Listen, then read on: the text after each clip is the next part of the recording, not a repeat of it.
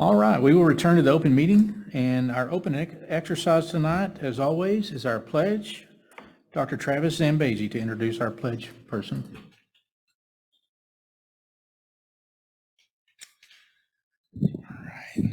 Members of the board, Superintendent Cordell, thank you so much for having the high school out tonight to say the pledges.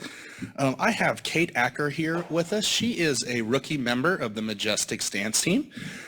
Kate is a positive leader on our campus. She embodies the graduate profile. She's involved in several student organizations and has shown success in track and field as well. She does great academically, and we are looking forward to having her presence on campus for the rest of her high school years. And so here we go with the pledges. Y'all would rise and join us. I pledge allegiance to the flag of the United States of America and to the republic for which it stands, one nation, under God, indivisible, with liberty and justice for all. Honor the Texas flag. I pledge allegiance to thee, Texas, one state under God, one and indivisible.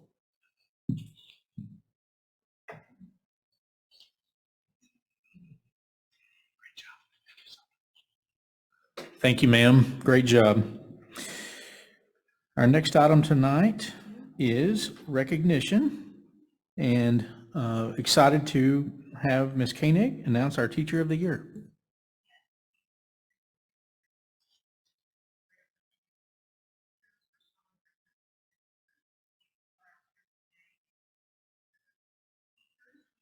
Lovejoy. Okay, I saw the green light. I thought it was on. So we say here in Lovejoy, kids come first, and our teachers truly live by the motto, kids do come first. It's just it's a great privilege to work here. I'm going to call up each of the principals, and I'm going to ask them if they would introduce their Teacher of the Year and say a few words about them. And after we do each campus, there's also something we're going to give each of them. We're going to take a picture, and then you can return to your seats, and we'll just move on to the next one. Okay? We're going to start. Miss Wendy Kraft, would you come up first? Good evening. It's with great honor that I introduce Hart Elementary's Teacher of the Year, Courtney Alford.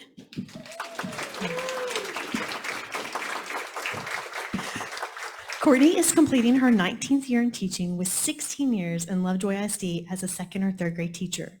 She has a true gift of building strong connections with all students.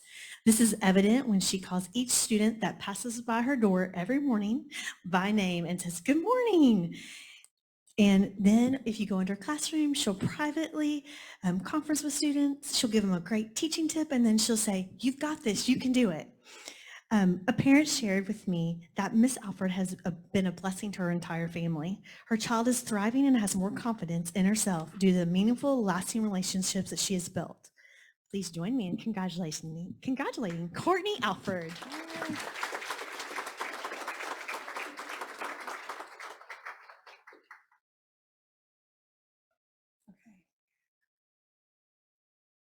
Very good. Yes, there you go. Thank you. Yes.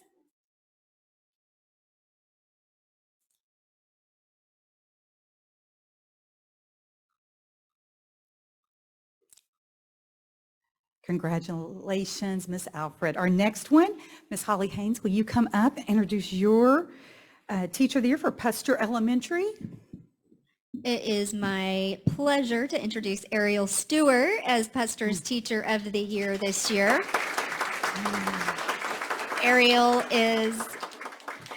is our library media specialist. She is in her 9th year of teaching and her 9th year in Lovejoy. She began her career in Lovejoy at Hart Elementary as a kindergarten teacher, had the pleasure of serving alongside her a couple of years at Hart, and now we're so fortunate to have her touching not only every student on our campus with the work that she does as in the library, but also every staff member.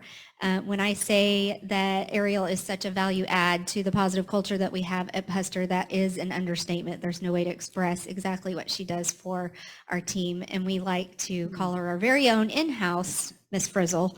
You will see her decked out in whatever the dress-up day may be, which we have a lot this week if you'd like to stop by.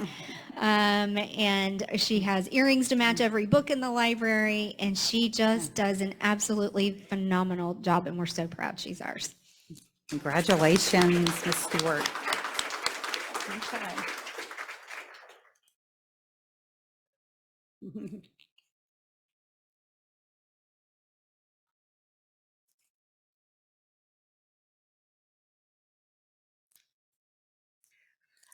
And our next teacher of the year will represent Sloan Creek Intermediate School. And Ms. Halpin, would you please come up, introduce your teacher of the year?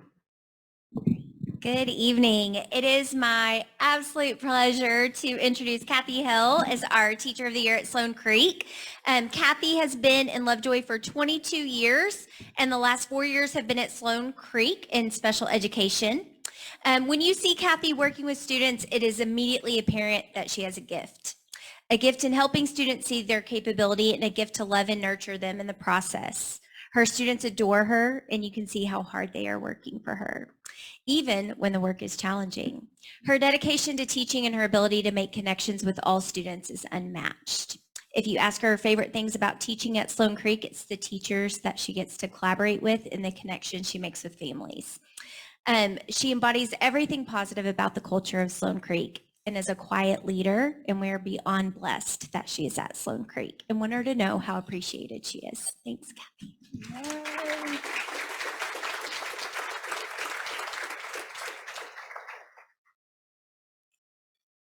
Okay.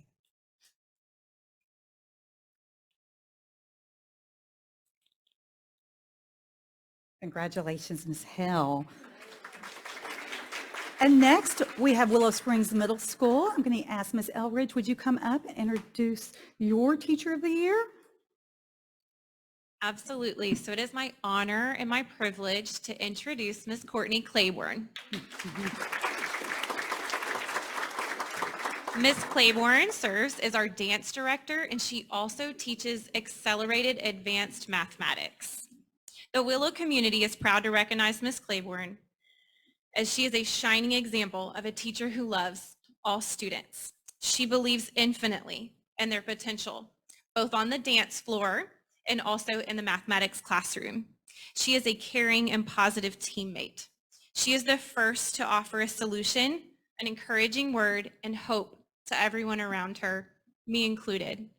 We are so grateful for you, Ms. Claiborne. You are very much deserving.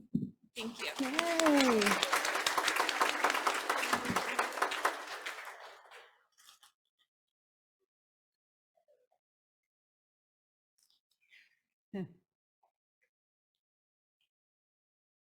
And congratulations to Ms. Claiborne.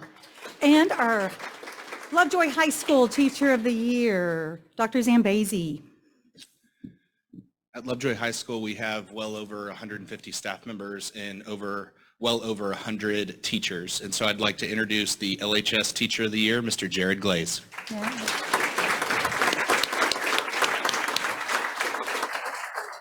Mr. Glaze truly represents the graduate profile from a future-ready educator lens. Not only does he build incredible relationships with all of the students, but if you walk into his classroom, some of the differentiation and some of the future-ready skills in getting our students not only ready for with the TEKS, but also real-world application, it's second to none. And if you ask around our school, any student that has Mr. Glaze, odds are if your kid has him as one of their 8 teachers throughout the day, he's going to be their favorite teacher. And that starts from the ground up with, like I said at the beginning, relationships. And so from the bottom of our heart, from the entire district and our high school, thank you so much.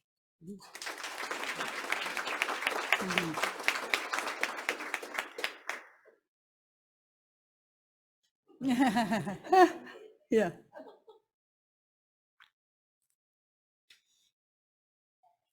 Congratulations, Mr. Glaze.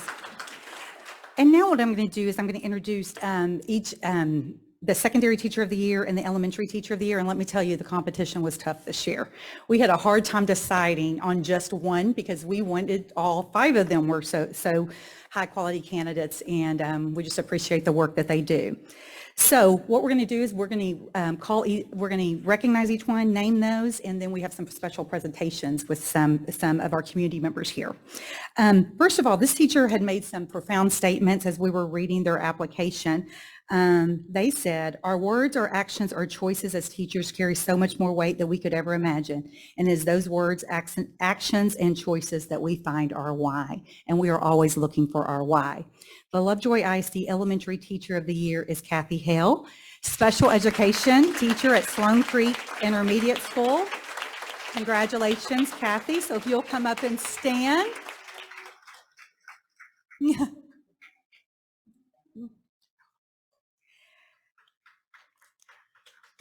Okay, thank you. Okay. Our secondary teacher of the year is just as impressive. They stated, "The greatest way to break down walls is lead by example. In a world of influencers, why not be an influence for 150 students? It creates a perfect blend of a domino effect and paying it forward. If at least one of my students can take something from my experience of my classroom and use it for good in our community, I will always take that as a win." Jared Glaze. Congratulations. And at this time, we have some very special presentations. So first, I am going to ask Ken Henry and Matt Gilliland. Okay, if you would come up. They are from Sewell BMW of Plano. Stay right there. Don't move. Okay. Gentlemen, go right up.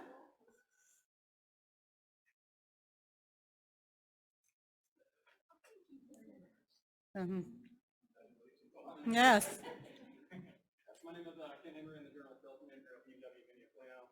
And we have a saying at school, I think you should never be delegated.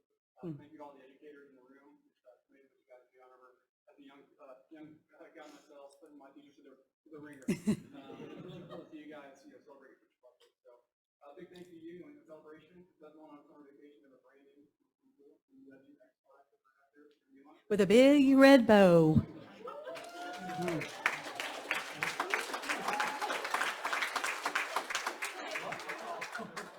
There they are.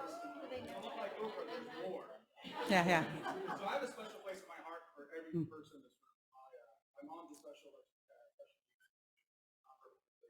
dad's a high school teacher, and my wife's a current educator forever. So I have a special place in my heart. Thank each one of you for helping shape your generation. The tokens of appreciation that we give us to others. So thank you, and you get to drive the 2024 Audi 8. For the summer. Yes, so.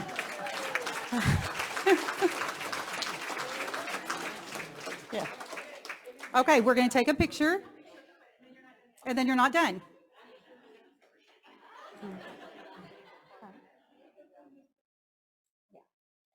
Yeah, I'll make sure. Thank you, DeSoul. Yes, and also, I don't know if y'all know, y'all also are giving a $250 gift card to Rick's Chop House in downtown McKinney, one of my favorite places. So thanks to Rick's also for doing that. We also have to Rick's. Okay, but and valet it, right? No. They're like, we also have another special surprise. Brian Dale, would you like to come up? And I'm going to ask Jeff, if you'll look behind you, I think there's a couple of checks there. Brian Dale, and Brian is from Commercial Bank of Texas, and he has something very special for each of you. A check each of you are going to get $1,000.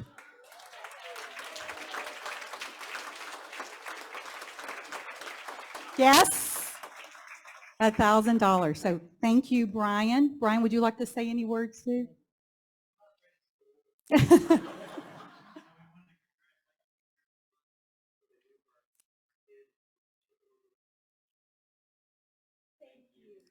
Yes.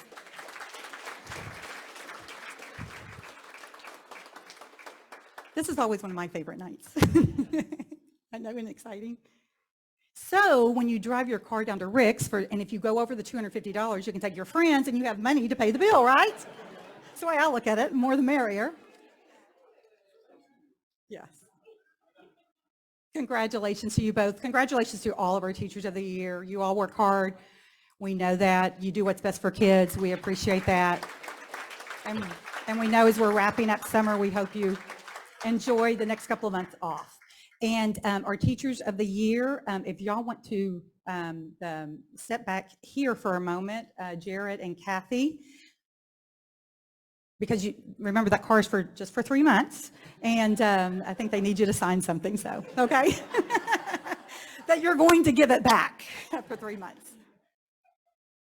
But if, Oh, guys, possession's 9/10 of the law. Congrats to all of our teachers of the year. Thank you for all you're doing for our kids on behalf of the board.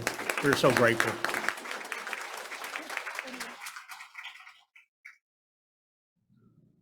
All right.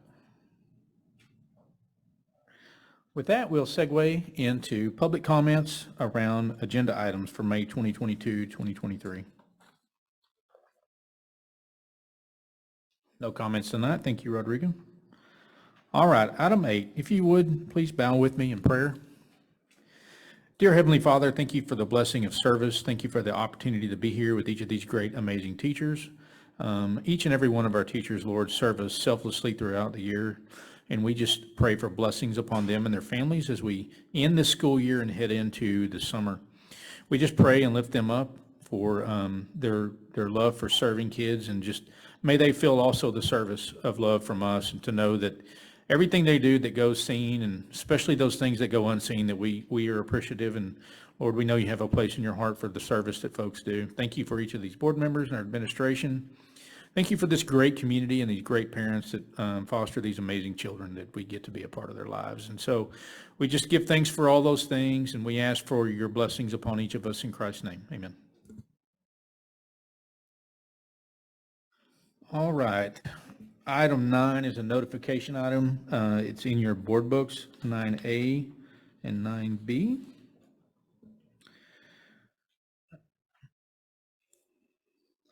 Item 10 is our consent agenda. Is there anything anyone would want pulled for review? If there's not, then we'll consider a motion. If you need something pulled, let me know what you want pulled. I move we approve the consent agenda. So moved, maybe for the last time. Ann Smith. Second. Second, Marvin Bobo. All in favor? Aye. Opposed? All right. With that, item 11 is the administering of the oath of office to newly elected board members. We have 2 tonight. Who's not newly, are we administering the oath to Marvin? All right. We are administering the oath to 2 board members tonight, Marvin Bobo and Mark Wheelis. So, Rodrigo?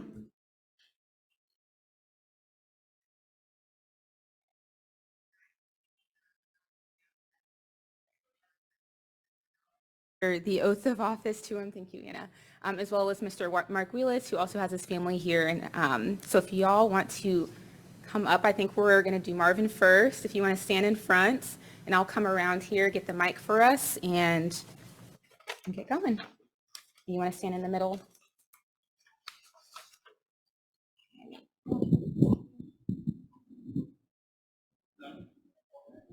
is this for Mr. Bobo? Or you? Or both.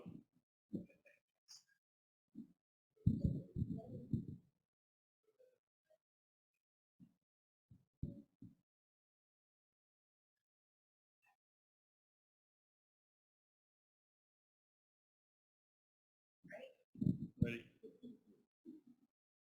We're going to trade here. Does that sound good? Sure. Raise your right hand. Yeah, that's right hand. Ready? Ready. I, Marvin Bobo, Marvin Bobo, do solemnly swear do solemnly swear that I will faithfully execute the duties of office that I will faithfully execute the duties of office of Lovejoy Independent School District Position 5 of Lovejoy Independent School District Position 5 of the state of Texas, of the state of Texas, and will to the best of my ability and hold to the best of my ability preserve, protect, and defend the Constitution and laws of the United States and this state, so help me God. Yeah, not going to happen. And to the best of my ability, preserve, And to the best of my ability, preserve, protect, protect, defend defend the Constitution and laws of the United States. the Constitution and the laws of the United States. So help me God. So help me God.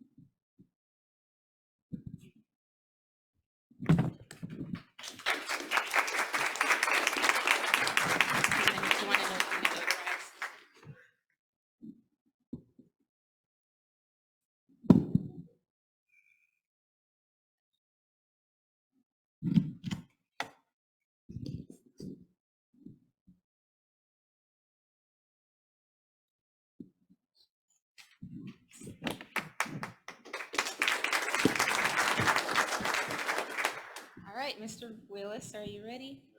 I'm a little slower. Well, we'll shorten it up here. Okay, if you could please raise your right hand. I, Mark Wheelis, I, Mark Wheelis, do solemnly swear do solemnly swear that I will faithfully execute the duties of office that I will faithfully execute the duties of office of Lovejoy Independent School District Position 4 of Lovejoy Independent School District Position 4 of the state of Texas, of the state of Texas, and will to the best of my ability preserve, and will to the best of my ability preserve, protect, and defend the Constitution and laws protect, and defend the Constitution of laws of the United States and of this state, so help me God. of the United States and of the state, so help me God.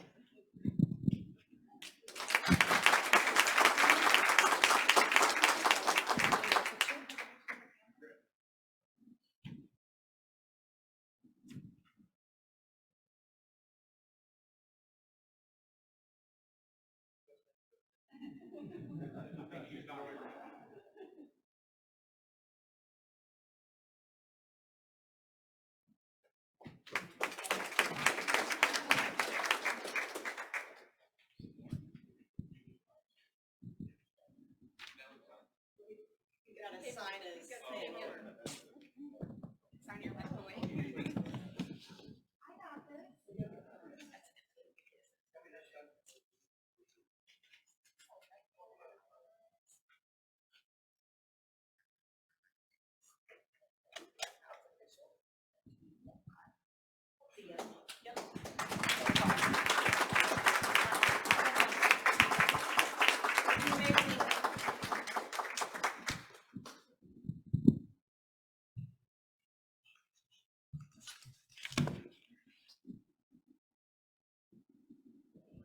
So Mark, you got some pretty big shoes to fill there. Ann has really done a great job, and we're going to miss her tremendously, but she's obviously not going anywhere. But welcome aboard and congratulations.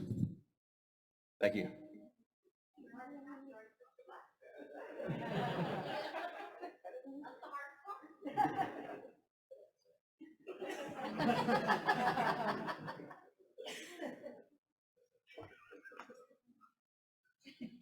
Item 12, consider an act on the 2023-2024 board officer selections. Just open it up for discussion. So for the officer selection process, I just wanted to say I'm so happy to serve on a board that we're all aligned and we've had great leadership. We're going to miss Ann in that role, but I do think that the other two officers that have been serving, if you're willing to continue to serve, I very much have appreciated the leadership, Barrett, that you've given us in the president's role, and would love to see you continue in that role. Amy is a wealth of knowledge with her experience and she's had so much trading with Leadership TASB and provides a very good perspective on that executive team.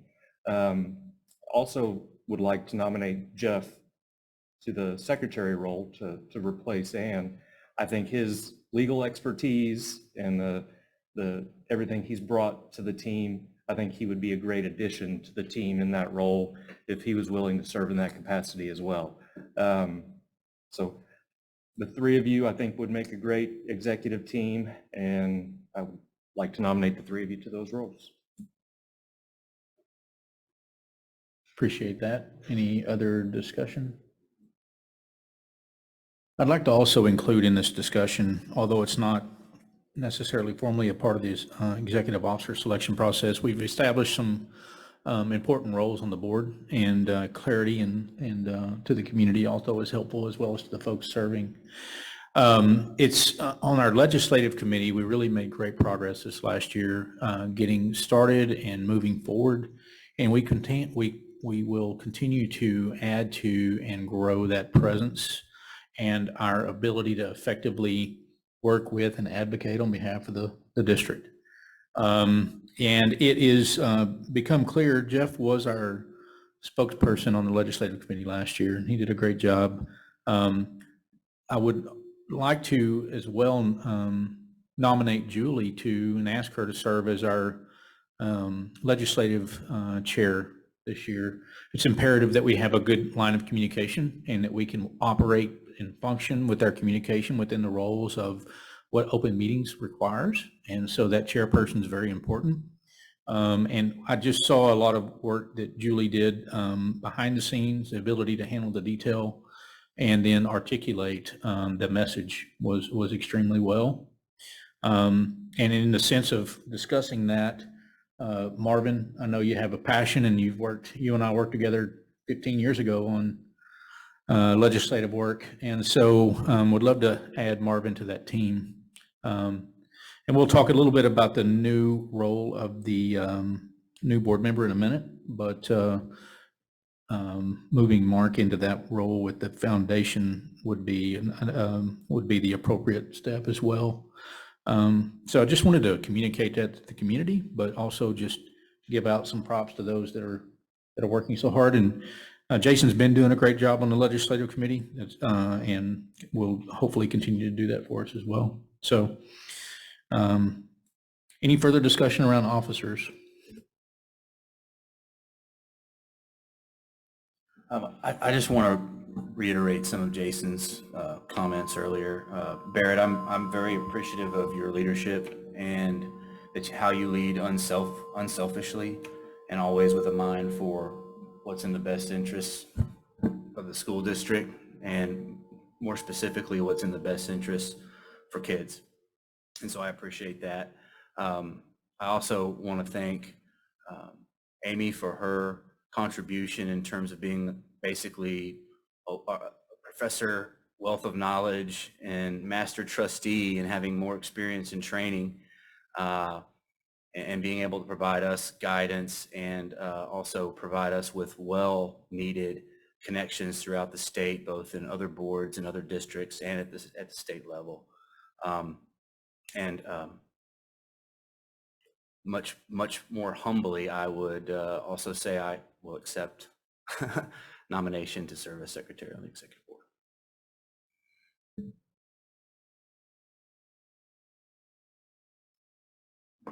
So I would move to formally nominate Barrett, Amy, and Jeff to the executive committee as officers. Barrett as president, Amy as vice president, and Jeff as secretary. So moved. Jason James. Second. Second, Marvin Bobo. All in favor? Opposed?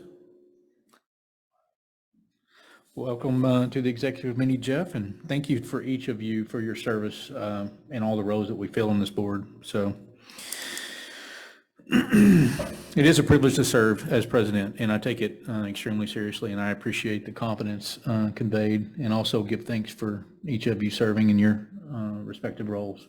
Respect it so much. Don't even know. Next item tonight is to consider and act on the appointment of the board member liaison to the Foundation for Lovejoy Schools.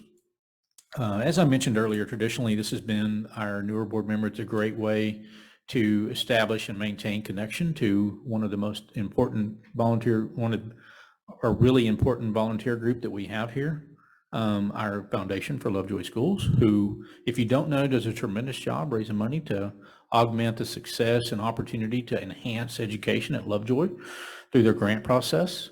Mark has been involved with that program for some time, has served in various roles, including president, and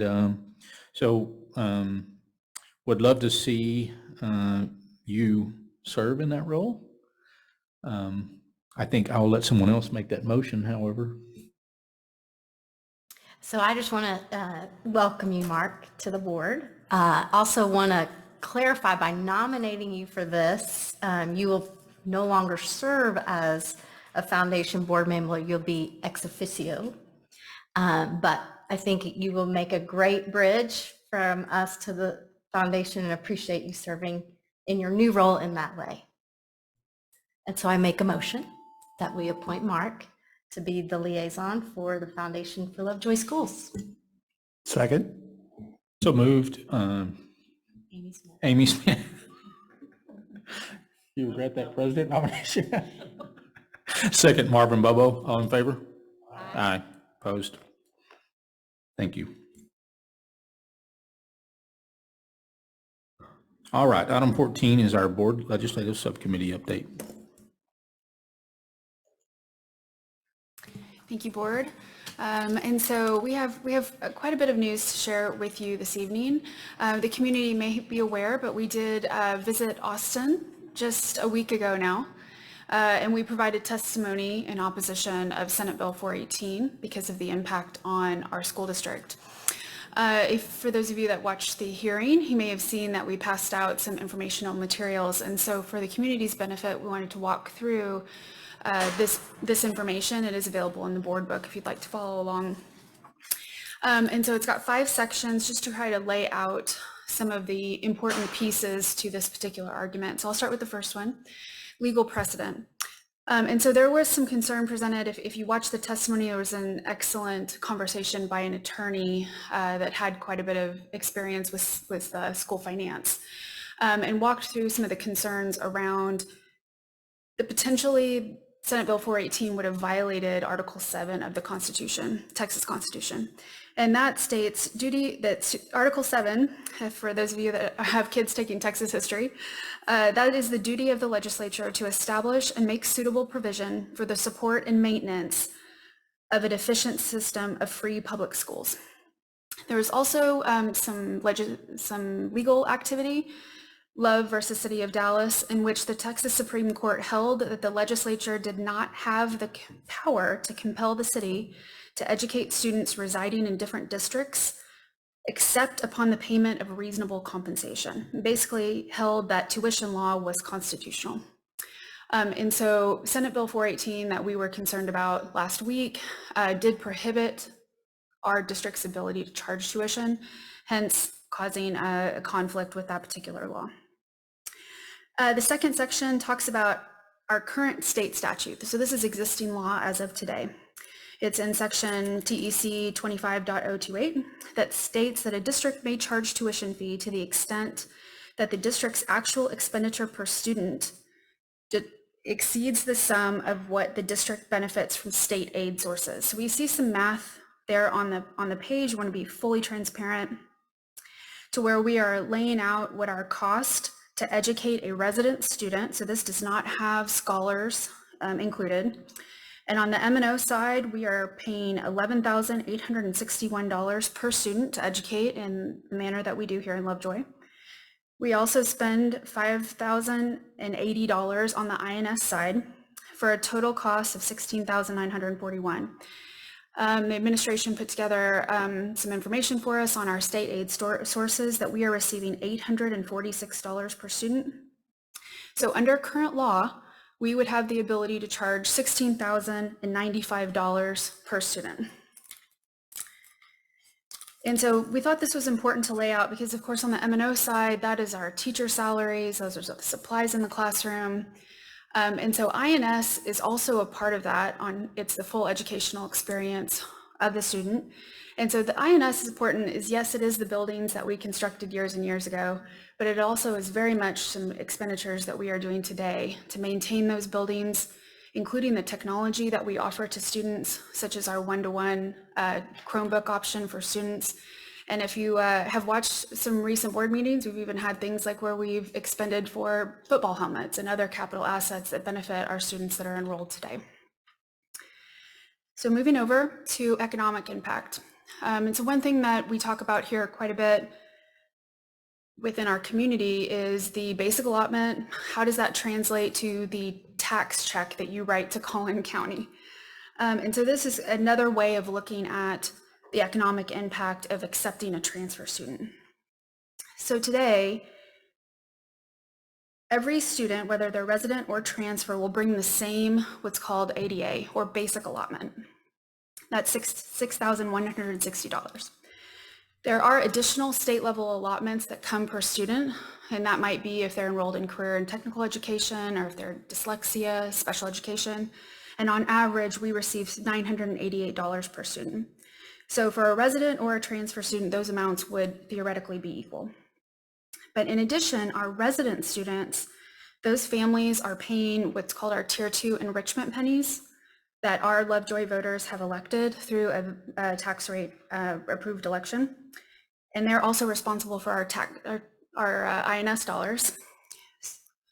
And of course, we have other local revenues. So that's going to be our facility, rental fees, or other donations or things that come into the district. So there is a differential between what a resident student brings to the district and what a transfer student brings to the district, roughly $6,200. So there is a differential between those two types of students, and without tuition, our taxpayers will subsidize that balance. Okay, flipping over. So from a local government impact, this is just an example we wanted to lay out for the House Education Committee on what our tuition process looks like. We have 229 enrolled transfers that are paying $4,000 per year for a total of $916,000 to the district. We also have 32 newer enrolled students at a $9,000 tuition for a total tuition to the district of $288,000. So on average, our students are paying about $4,600 between those two amounts. So without tuition, and we take a look at that differential that was on the previous page of $6,200 per student, our taxpayers would subsidize about $1.6 million.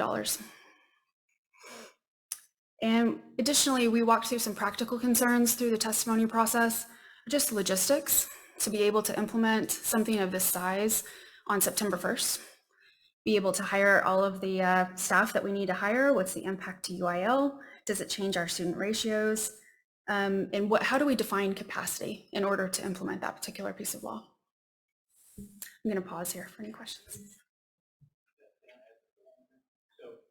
For those of you that don't know, have to give kudos and praise to our entire board, but specifically Julie and Jeff, who went before the House Pub Ed Committee and testified on Senate Bill 418.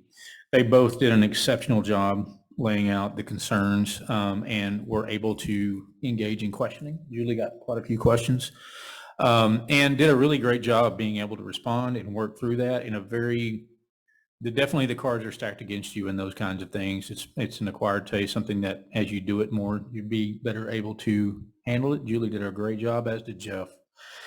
And for all rights and means, the effort was extremely successful. Senate Bill 418 did not get advanced out of the House, did not get voted on, and by all means, it died. So I think they had a huge part in that. They were not prepared for the taxpayer impact discussion. I don't think they really know exactly what they're doing when they're doing it based on the unintended consequences and, quite frankly, the ulterior motives they have around passing these legislative measures. And so one thing I did want to clarify on the ADA for a transfer student on item number 3, and this is something that really, you know it, but you don't know it. And when you start to think about it, it's pretty daunting. So when a transfer student comes into the district, we receive ADA. That ADA is our own tax dollars that would have been recaptured otherwise. We're not receiving any money that comes with that kid. The only money we get is from the state. So I think for the community to understand where that money's coming from, it's our existing tax dollars that would have been recaptured by the state and added to the major surplus that they've been able to generate and not put back to schools. So that's where that money comes from. Also, the other piece is our bonds that we have issued to pay for these buildings, they want to discount and in their testimony tell us that we shouldn't be collecting for the money to service our debt. We have $200 million in bonds issued that we're servicing to pay for these buildings we've built. They're built, but they're not paid for, one. And two, there are INS impacts that come from these INS funds that affect us currently, as well as the maintenance to maintain and keep these properties in a desirable condition. So it's hard for me to understand how that's not worth anything. One comment I thought was maybe you should just wipe away that part of our tax bill if you don't think it's worth anything and pay off that debt if you think it's worth nothing. So it's hard for me to they know that's not a reasonable argument. They weren't able to really address that appropriately. So I just wanted to add a little bit of color to that economic impact comment. And then again, praise Julie and Jeff for getting up there and testifying. If you've never done that or seen it, it's worth going back and watching. You can understand from the questions we get from these representatives how far off the mark for looking for the ways to make public education successful that these folks are by some of the things they have to say and the tactics with which they pursue it. It's extremely disappointing from the perspective of us wanting to do excellent, to strive for excellence, not only in district, but every district in the state of Texas for our kids. So. Good point of view. So to Barrett's point, this bill did die in committee on Saturday, I think was the deadline for that bill to move out of committee. And so while we're thankful that 418 may not pass, that we do have a concern we'd like to discuss with the board today is it does appear that this same language regarding prohibition of tuition, but also state mandated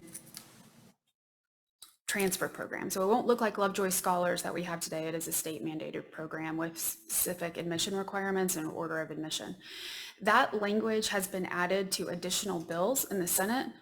One is a committee substitute for House Bill 890, and the other is a committee substitute for House Bill 100.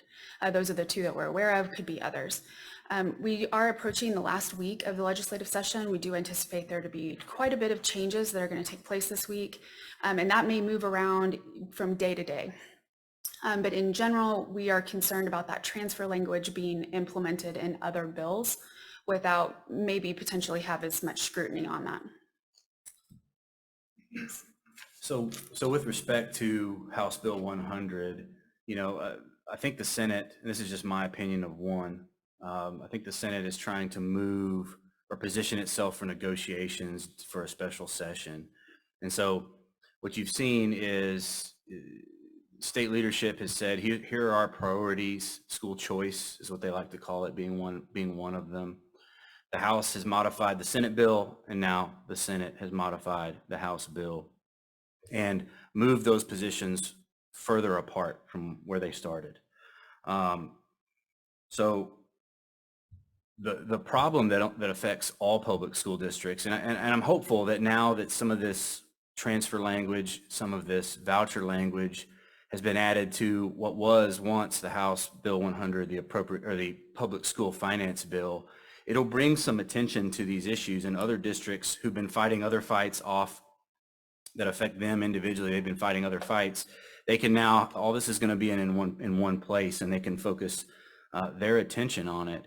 But, there's a couple issues here, both with respect to prohibiting us from exercising our rights under existing law to charge tuition, taking local control away and local discretion of a school board to decide under what terms it will accept out-of-district students based on its economic impact to its taxpayers and based on its capabilities to deliver education is really important. And it's unfortunate that,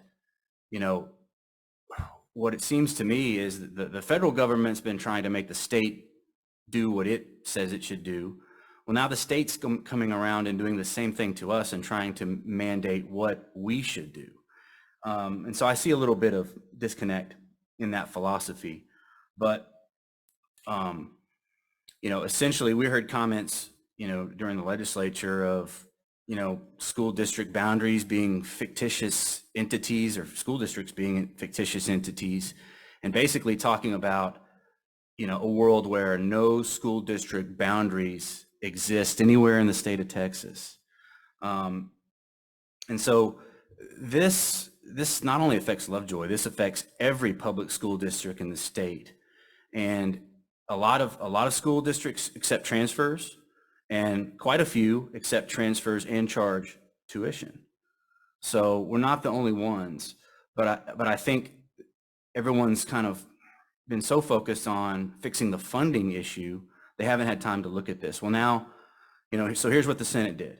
They put the transfer language into the House Bill 100. They put the voucher language into the House Bill 100. Oh, and they reduced, the House had carved out $90 increases in the basic allotment. They cut that to $50.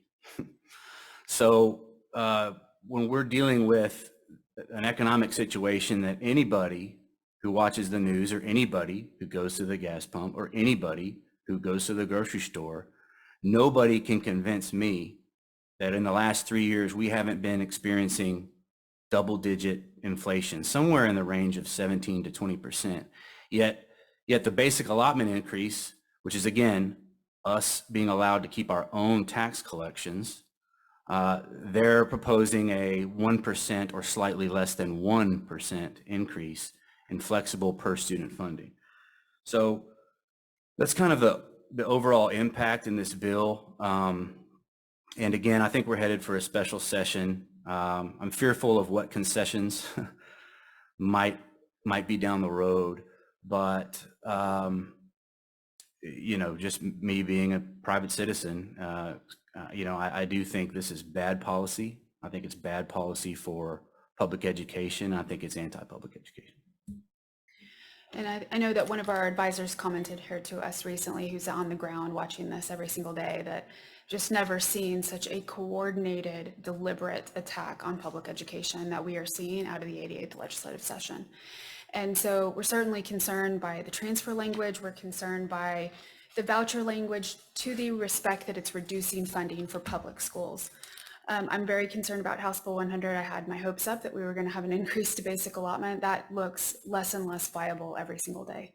And as we finish our budget process here in Lovejoy, which we will have to pass a budget prior to this potential special session coming back into play, for us to be able to know what funding is going to be available for us, is very concerning. A couple other comments. So I want to thank my other two members of the legislative subcommittee, Julie and Jeff, for testifying. If you haven't had the opportunity to watch it, I'll reiterate that that's worth watching. One thing y'all shared with me when you got back also is that the phone calls the people from the community are making are having an impact. So keep it up. That was evident, I think, with the legislators that have commented on people in the community that they've been getting a lot of calls, and keep it up, because it is mattering. It is making a difference. And like they've talked about with how this language moves around from one bill to the other, it feels a little bit like they're trying to sneak it in so it goes under the radar, but bring it to their attention that you're paying attention and you see it, and that it's not okay to let some of these things go through that are going to have this negative impact to our district. We won a small battle last week, but the war is far from over, especially when we go into that anticipated special session. So we'll try to keep you informed, but your calls are important. So as we talk about this update, there's obviously not a lot of positive things we're gleaning from this discussion around public education. It's certainly a philosophical argument being had around the role of public education in the future of Texas, well beyond Lovejoy. One thing that I'm confident in is the position Lovejoy's in to handle what comes our way. Like the economic impact discussion is a discussion that I don't feel like a lot of school districts have had around what it actually costs to set kids in seats. And that's one that is probably going to become more prevalent as these districts begin to look at their finances in alternative ways prior to what they've done in the past, to understand what's happening to their cash and cash flows and what's it looking like at the bottom line when they take in kids that they're not being able to be made whole for and trying to provide support and services to. Having said all of that, this language is so hard to have because we have 261 kids that are our kids that choose to come to this district because they see value and excellence and willingly want to come here and pay tuition and be a part of our program.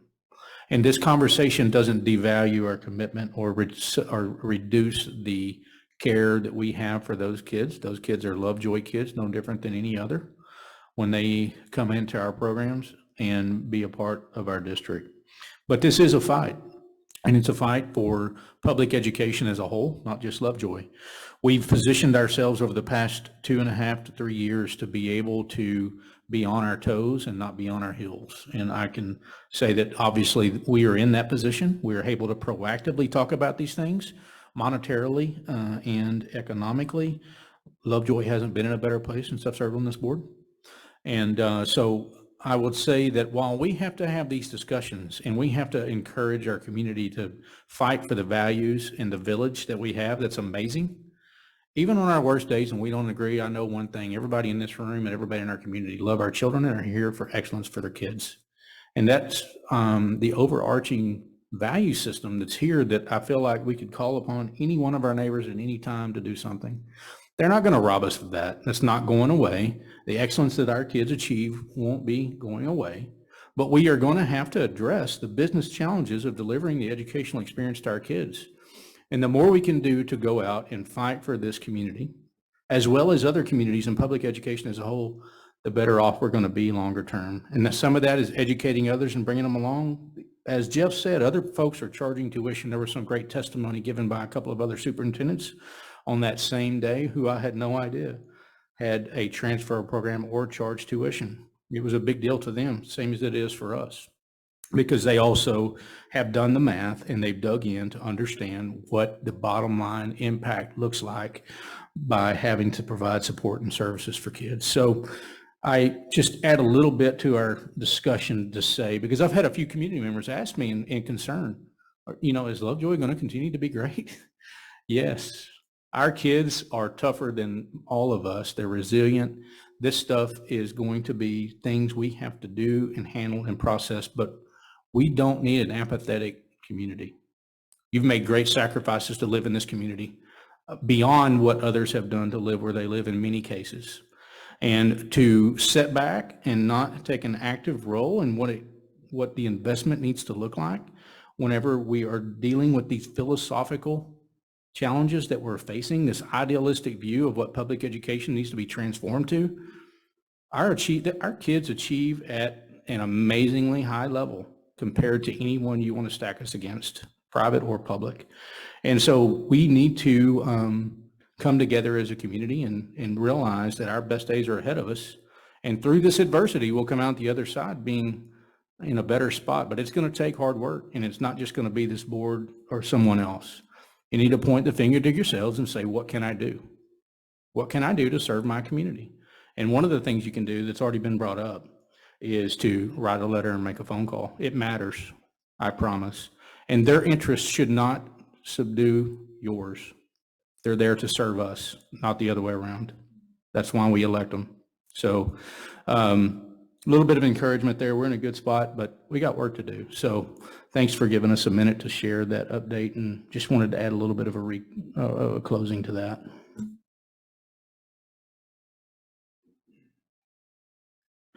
All right, item 15 is a presentation on the Board of Trustees calendar. Rodrigo, I think you have some updates for us. Correct. Good evening, Board of Trustees. So as you pull up, I believe I have a paper copy and as well on your agenda. And I do just want to state that this is a draft just for your review tonight. It's not an action item. However, we want you to provide us feedback, anything that we can take back for the 23-24 Board of Trustees calendar.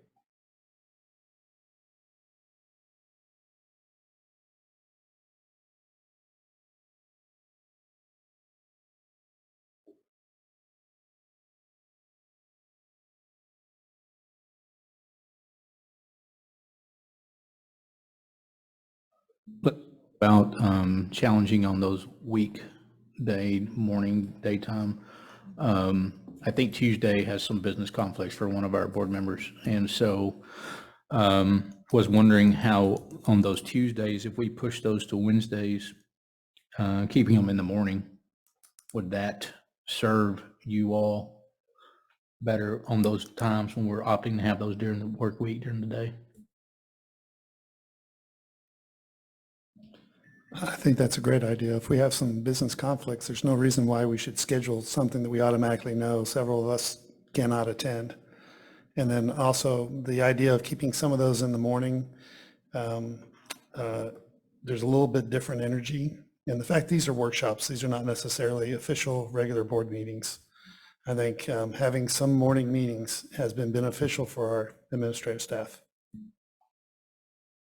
The question is, I prefer not to do Mondays from a business perspective. I think we had Tuesdays, but would Wednesday mornings be collectively a good time for us to possibly transition those Tuesdays to? Okay.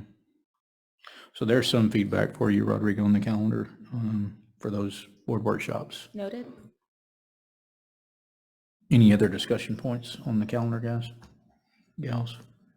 I mean, I just had a general comment that, morning meetings are difficult for me, just because I don't know, as I sit here today, what the calendar in terms of trial settings and hearings and depositions might be scheduled, and that's something I'll just have to work with. I have the ability, I haven't missed a workshop, I don't believe ever, so, if I have to attend one remotely, I will certainly make those efforts to do that. I just a general concern, not necessarily a complaint about this calendar, this draft calendar, is that I think we had, and I understand, we need to balance, the needs of the board and the needs of the staff. And I understand morning meetings are better for the staff. I think we had 2 board workshops in the morning this year. This looks like we're going to have 5. It's not a major increase, but it is an increase. And so I just, want to be mindful of the fact that those of us that have day jobs, at least at present, just be mindful of that and not let it continue to kind of evolve into where we're doing more and more and more during, weekday work hours. That's all. You've got 5 of those, and then we'll have 10 or 11 foundation meetings in the morning, so take that into account. One thing we've done as a board, I would say, and it's a compliment, but it's also never would encourage someone not to attend, but certainly may have to prioritize at different times, all of us, including myself, what we have to do and need to do. And then also, I think we could utilize, to the extent possible, the Zoom meetings, but even though this is on the calendar, doesn't mean as we move forward and we see something proactively that we can't amend it and change it. We can, absolutely. So just keep that in mind as well.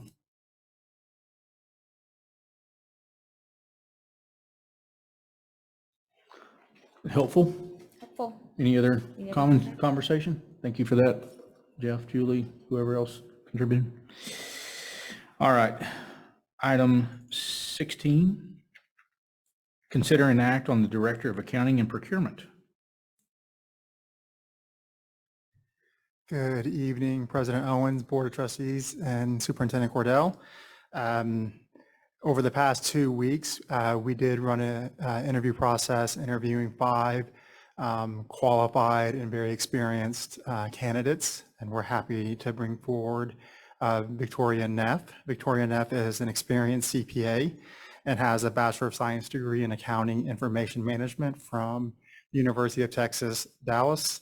She has over 10 years of experience in progressive accounting and finance roles within the oil and gas industry and manufacturing industries. Her prior roles include general corporate accounting, financial reporting, operating accounting, and sales support planning and analysis. Vicki stays involved with the community by volunteering her time at her local church and Girl Scouts. It is the administration is recommending that you approve the Director of Accounting and Procurement. Got one quick question, and this is a decrease in the budgeted part, is that correct? It's Yeah, this position is part of the restructure. We used to have a director of procurement and then my former role as a senior director. So we've removed those two roles and just added the director of accounting and procurement, which would be a reduction. And then we have another position that we're looking at. So those two combined positions will come in much lower than the two previous roles.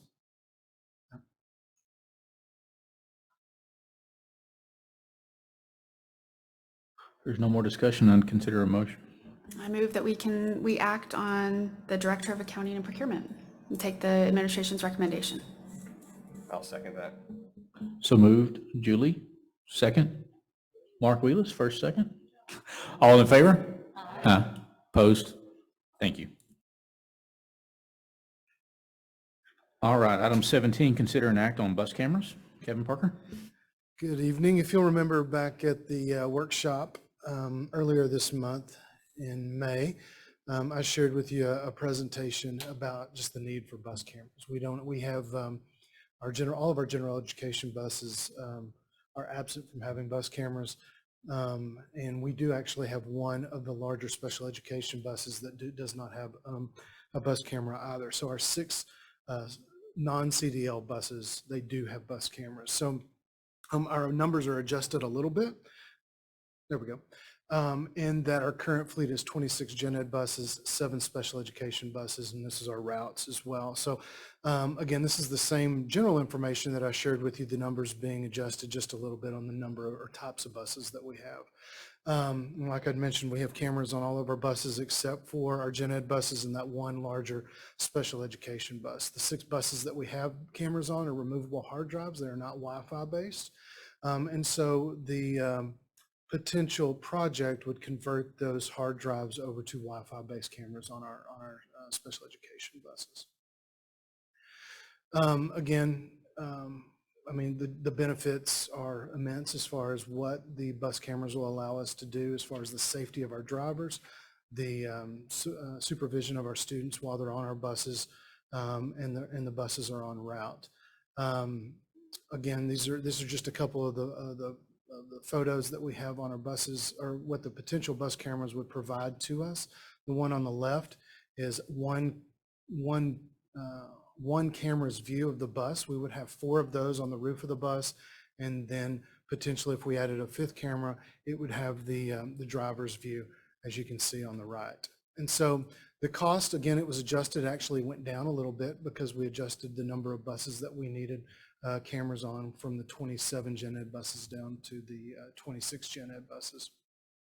So we would install 4 360-degree cameras plus 1 windshield or 1 driver camera on all of our buses.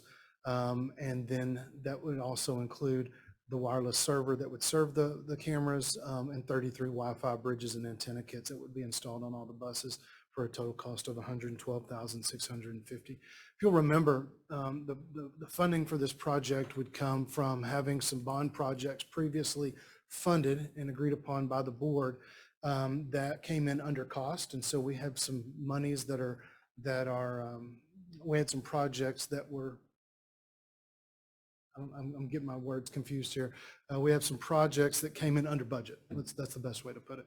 So we have some monies that are left over, and you can see the breakdown of those there. So if you will, the recommendation of the administration is to consider and act on the installation of the bus cameras on our gen ed buses, the conversion of our Wi-Fi, of the hard drive cameras over to Wi-Fi. Sure can.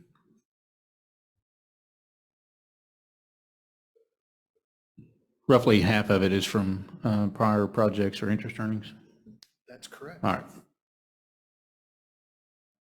And just to kind of go back to something you presented at the workshop, the wireless server and the Wi-Fi bridges and antenna kits, those would allow us to, once the bus enters the barn, it would automatically download the data from those cameras, rather than us having to go in and harvest, for lack of a better word, each individual camera hard drive. That's correct. So when the buses come in off of route in the morning, they come back into the bus barn for the day.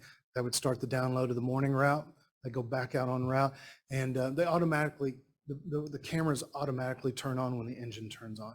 And so when they go back out en route in the afternoon, they would obviously have more video files to download when they come back off of route in the afternoons, yes. What would be the policy when you determine to review the footage? Is there going to be a certain policy, or is it going to be somebody's always job to review all the footage that happens every day? Well, we do not, we do it as needed.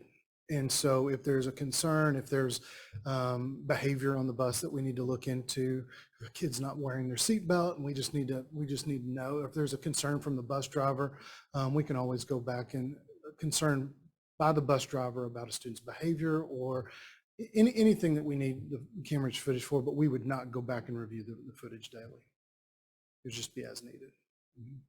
Presence of the cameras, I feel like the presence of the cameras alone will be certainly an improvement for bus driver retention. One might assume that, yes. And two, the conduct of the kids. One might So assume that, yes. accountability is a good thing. That's right.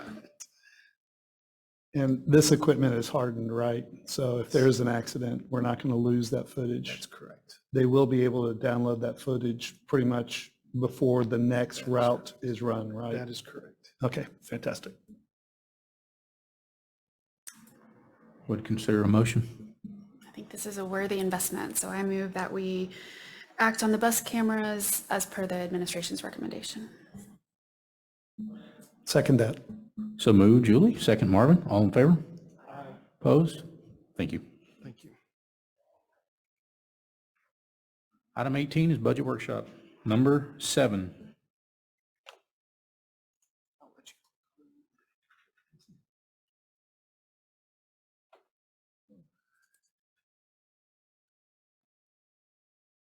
All right, the light is on.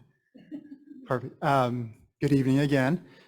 So tonight, during the budget workshop number 7, we're going to kind of review the progress we have made so far, and then also take a little journey from the beginning and kind of rehash some of the things that we have done to get to this point, and then answer any questions at the end of the presentation. So throughout the process, we have maintained our focus on our budget priorities. So for the 23-24 budget priorities, maintaining a healthy fund balance, employee compensation, attendance and enrollment, while also facing some of our current challenges and trying to respond to those challenges through retaining Lovejoy ISD's legacy of excellence, and then also teacher staff retention, recruitment, and support, and then responding to our current funding challenges given the current 88th legislative session. So the path to developing the 23-24 budget, it all began really back in 2020, 2021, when we ended the fiscal year in June. At that time, we had ended the fiscal year with a fund balance of roughly 74 days of operating expenses. Given the timing of Lovejoy's cash flow and the high dependency on tax collection, it is recommended by the GFOA to maintain a fund balance greater than 90 days. So as you may recall, in November of 21, we were really worried because of our low cash balances, and we were exploring different alternative liquidity measures, either through a line of credit or through a loan, in anticipation that we may not make payroll. So during the 21-22 fiscal year, we also formed the district's Financial Sustainability Committee. And coming out of that committee, they had recommended calling for a VATRE during the 22-23 school year. Throughout the 21-22 school year, Lovejoy ISD incorporated efficiencies and maximized grant opportunities such as ESSER supplemental to improve its fiscal or financial position. The original adopted budget anticipated a surplus of roughly $69,000, but that also assumed an attendance rate of roughly 97%. Given that year, we ended the year with roughly 95, little in between 95 and 95.5%, but yet we still ended the year with a $2 million surplus, raising our days of fund balance from 74 to 103. Even though the non-passage of the VATRE, we continue to work and strive towards making efficiencies and bringing efficiencies forward.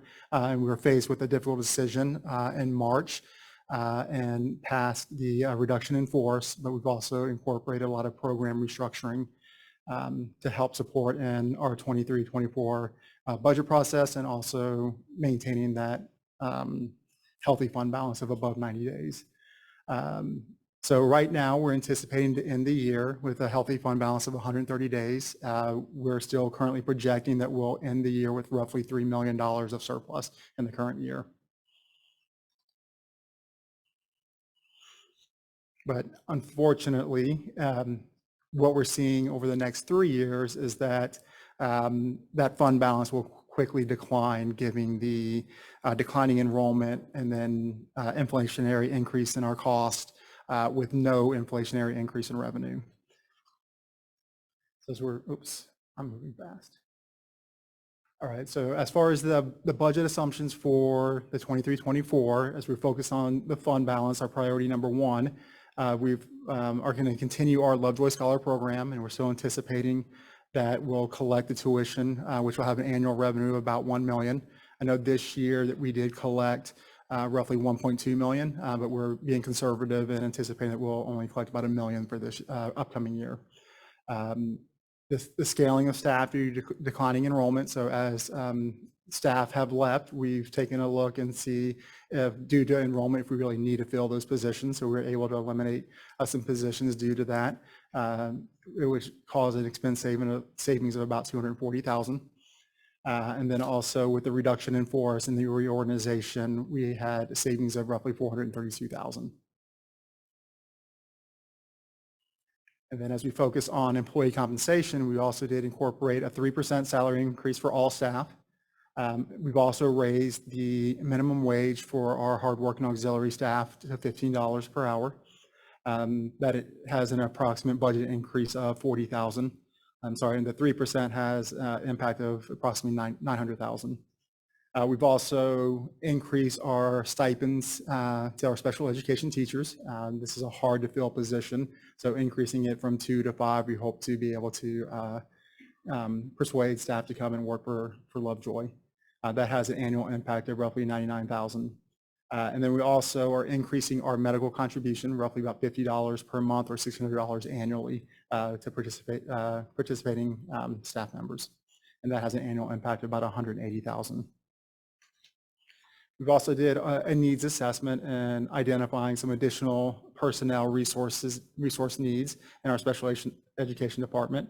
So we are adding 5 special education teachers, 1 at each campus. We have 2 additional educational diagnosticians that we're incorporating into the budget. We're also adding 2 special education clerks to help support with the increased needs for paperwork and the compliance components with special education. And then we're also adding an additional speech language pathologist or SLP. That total increase to the budget is roughly $1.2 million. I'm sorry, $1.2 million on the previous slide. This is $600,000.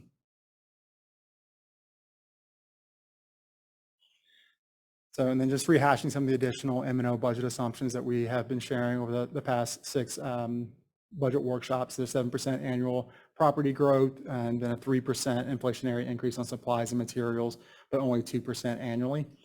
We did a deep dive in the enrollment projections, and we are seeing a decline in enrollment over the next 3 years. We still are maintaining an attendance rate of 95.5%. That's what we've seen for the past 2 school years. And until we start seeing that climb up, we'll adjust appropriately if we notice that that is improving over the next couple of years. And then we switched from a 1% of recurring revenue for contingency to a fixed $300,000 amount. And then we've incorporated the increase of the guaranteed yield in the Tier 2 state funding, which is still the recommendation coming from TASBO Center of School Finance. So we incorporate all of the budget assumptions that we went over. We can see we're still going to have a deficit budget over the next 3 years. We did remove, per the request, the extracurricular fees from this and also remove the transportation fees. So when looking at this, we can see that in FY26, we're back to square one of the 2020-2021, which is 74 days of fund balance, which is alarming. So how do we get to a balanced budget? We believe we can get to a balanced budget if we look at our transportation and what we're charging for transportation. We think by increasing it by $100 from $350 to $450, it will get us to a balanced budget for the 23-24 year under current statute. What I've got here is what our anticipated transportation budget would be for the 23-24 year, which is roughly 1.3 million. And the state only funds us about 185,000 towards transportation. And then what we've currently received in fees is roughly 392,000. And the $100 increase would provide an additional $208,000 of additional revenue. But we can see that even with that increase, our transportation department is still operating in a deficit of roughly $500,000.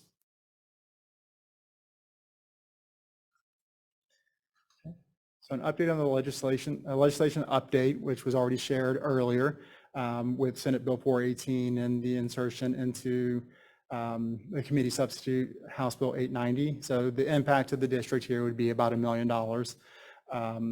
As far as the requiring out-of-district transfers, originally we had mentioned like the 1.4 million, and on the handout you see a 1.6. The 1.6 is more of an accurate number than what we have previously provided with 1.4, and that is purely the state aid. So if we had 0 out-of-district transfers from the state aid formula, we would lose the 1.6 million. So in total, without the tuition or the state aid, it would be roughly a $2.6 million hit. Another concerning Senate bill that was passed out of committee in the Senate was Senate Bill 1814. And what this is, it essentially takes away local control in deciding the tax rate for INS. What this would do, it would set the minimum required debt service would be used to set the tax rate for the district. So any excess revenue at the current tax rate would not be available to pay down existing debt. So for instance, if this was incorporated in the current year, we would not have been able to use that excess revenue to pay down $3.2 million of existing principal, which saved the district roughly $400,000 a year. Right now, what we're anticipating is to be able to pay down an additional 3.2 in the 23-24 year. That would be an additional savings to the taxpayers and to Lovejoy ISD.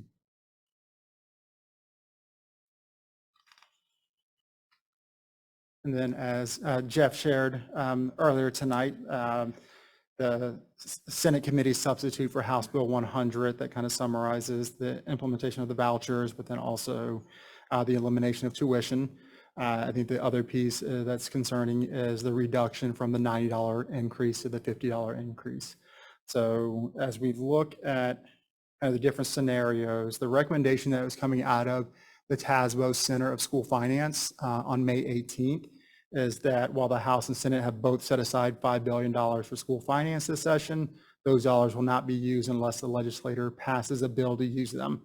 And they said that since we have not seen movement in recent days on this bill, they are highly recommending that we set our budget without the assumption of an increase in the basic allotment. So we'll be moving forward with that recommendation in preparation for our budget.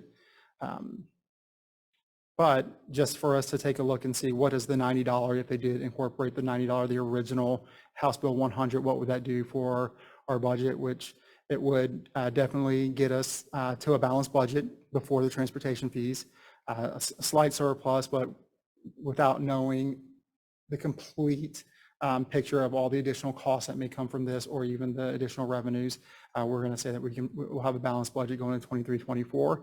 And you can see we'll still have a deficit budget going into 26, but it improves from 74 to 83 days. But when we look at just the $50, it only improves our deficit by about a half, gets us to the 85,000. Both of these models do include that with the increase in funding, we will end up having to give, due to the increase of the minimum salaries for teachers, we will have to give our teachers an additional raise on top of the 3% that we've already built in. So as far as future consideration, we're meeting weekly to continue to monitor our enrollment to make sure that we're getting close to our budget enrollment. And if we're not meeting those targets, pivoting and making decisions around staffing and ensuring that we're not filling positions that are not aligned with the different ratios for the different grade levels and so forth. And we'll continue to monitor any progress coming from the 88th legislative session and bring that forward and implement into our budget assumptions. And then we'll continue to look at our programs and then also fee opportunities from the revenue side. This is just a posting requirement. We're required by the state of Texas to set the date for the public hearing of approving the budget and the proposed tax rate. We have to do that within 10 days of the public hearing. So we'll bring forth that recommendation to set the date for June 19th on June 6th at the board workshop. So here's just kind of the timeline. The legislative session hopefully will end on the 29th, and we'll have a little bit more clarity. And then on June 4th, we will bring the published public notice of 619 public hearing on budget and proposed tax rate.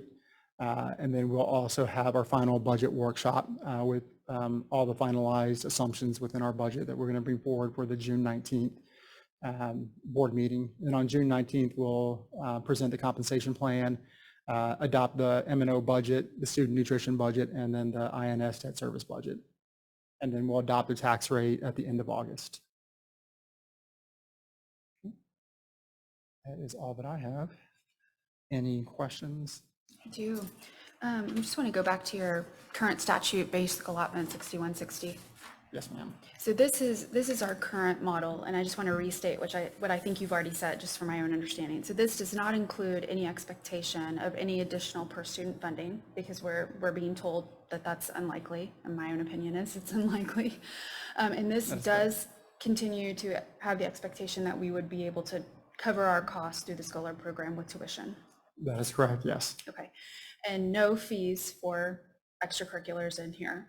No fees for extracurricular, Or no additional transportation. fees for transportation. Okay, makes sense. I think that makes sense from my perspective, my opinion on the extracurricular fees, just because there's so many questions for me on that impact to our families and to boosters. I'm amenable to transportation fees. As much as I don't want to raise fees on anyone, I feel like we are, my opinion, for my personally, I feel like I'm between a rock and a hard place with the VATRE not passing. Are we at a position where we need to provide feedback on fees for the next budget proposal? We can provide any discussion we want, and it's a good time to have a discussion. So I think it's part of the purpose of this is for them to give us the input and for us to give them feedback on what we're thinking. The other piece that might be worth modeling is if any of that transfer language moves forward, we probably need to start looking at what that looks like in the models. How we project, I'm sorry. We've talked about that extensively. I think the challenge is the current way that legislation is written. There are a lot of unknowns and definitions and interpretations that would be handed down afterwards.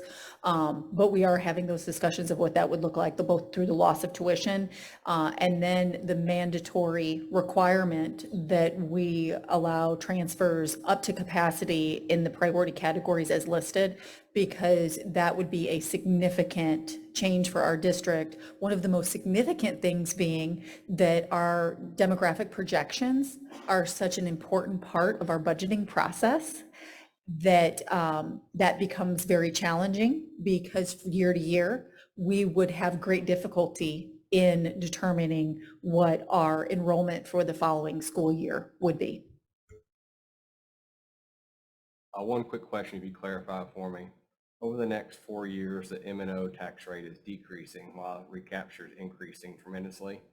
Do those go hand in hand, or is that just our standard rate, and then the recapture is based on our property values? So the M&O tax rate is going to decrease due to the tax compression that was implemented during House Bill 3. So that the tax rate goes down as property value goes up. So property value is still going to rise, so we're going to still have higher tax collection. So it will go hand in hand with recapture. And all of that excess property tax collection is going straight back to the state? That's correct. Instead of with us? Yes. Okay. And then I know we talk a lot about fees and balancing the budgets and all that kind of stuff, but just from a programmatic perspective, does this budget have any expectation that we're changing our core program offerings that we have today, or what student opportunity looks like at a very high level than of what we do today in next year's budget? Yeah, so this budget does not incorporate any drastic change to programs. There may be some slight things that we've currently done, but overall, the experience will be very similar to what our kids have seen currently and previously. So we are looking, and we'll do a deep dive into what that looks like, especially going into the future when we look at our current deficit in 26. I think one thing we can't expect as a board, just talking out loud, we're going to have to pass a budget before this special session's over with. And we're probably going to be looking at substantial amendments. I know we will if there are changes. And so the community also needs to know what we're facing and how we're going to handle that. But I think certainly there's a high threshold, even though they want to be able to change the Constitution of the state of Texas, and the legal challenges around that are going to be hard and factual, not idealistic like this testimony we've had and these arbitrary questions that are just ludicrous and crazy. So I'm definitely supportive of us pursuing business as usual until we know otherwise. I certainly don't. I, like you, Jason, want to know the curiosity of what's the worst it can be, as my worst case thinker hat tips into the budgeting process, but this is not like any other business I've ever ran. So I would also comment on the extracurricular fees. Certainly have an adversity to them. However, we certainly have made a major sacrifice and investment to live here. And I think that to the extent we can protect that, I want to, but I also know that we have to consider things we have in the past. And so if we can even have some small deficit going into this next year that we can manage, I'm also, from a feedback perspective, feeling like not being too quick to react to things until things flush out, I think, is a smart place to be. Certainly no programmatic changes in the budget in the discussion, so I appreciate the reiteration of that, but just two feedback points just for discussion to give there. Yeah, and I think in addition to what Katie raised about some of the unknowns in terms of some of these bills not defining capacity, having an ill-fated timing of implementation, which, the bills say September 1, that's into the start of our school year next year. And also these bills usually have a TEA rules and guidance requirement. And I think in our experience, those come months and months sometimes behind the actual effective date of the law. And then I would also say, I would expect if transfer language is passed, restricting local control in terms of us having the discretion to decide what our transfer program looks like and whether or not we can charge tuition. I would expect a coalition of school districts to seek an injunction and challenge this in the courts as violating the Constitution, and that may take some time. So, there's unknowns on top of unknowns, basically. So I don't think we can make any rash decisions right now. This is, the reason we got into these projections years forward is so we could see where, we don't have an opportunity to delay any further when our fund balance hits a certain level or when our deficit hits a certain level. And I think, then we'll have to act. But I'm in favor of seeing, as uncertain as it is, seeing what happens both with the legislature and any legal challenges down the road. And I would also, say that, the several slides ago, the financial impact to Lovejoy ISD with the loss of a transfer program and the loss of the ability to charge tuition, that was set forth. And so the doomsdayers, including, sometimes I'm that way, can look at these numbers on slide 124 and say that those deficits could be compounded by $1.6 million to $1.2 million in addition. I do think one thing, looking 4 years out on the demographer, there's no way the demographer can figure out how many new students are going to be here, because it's not our boundaries. It would be the boundaries of all surrounding districts. So I think we got to hold off on making a few decisions until we really know what we're dealing with.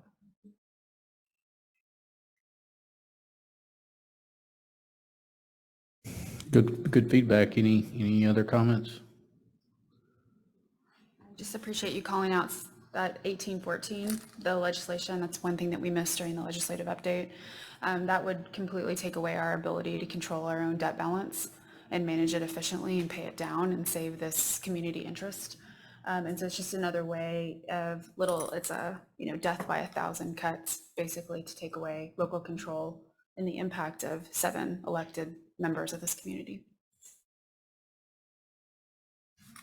I would just like to add one more comment. Having been through several of these, I appreciate how much effort has gone into getting us where we are right now. We're having very different conversations, being able to look forward without panic and knee-jerk reactions, and that's a really healthy place to be. So I'm super grateful for all of your hard work, everybody, to get us where we are right now, to be able to be more thoughtful in our future. Amy, I appreciate you saying that. I actually was sharing that with Cabinet this morning.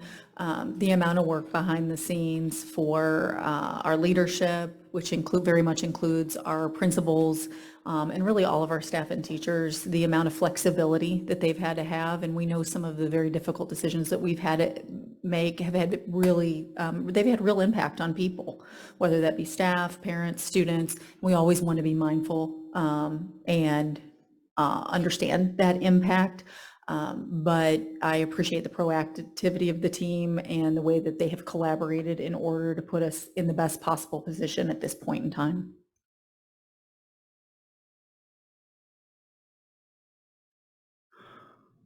All right. Thomas, is that it for you? Yes, sir. All right, perfect. Thank you for the update, Thomas. Item 19 is cabinet reports.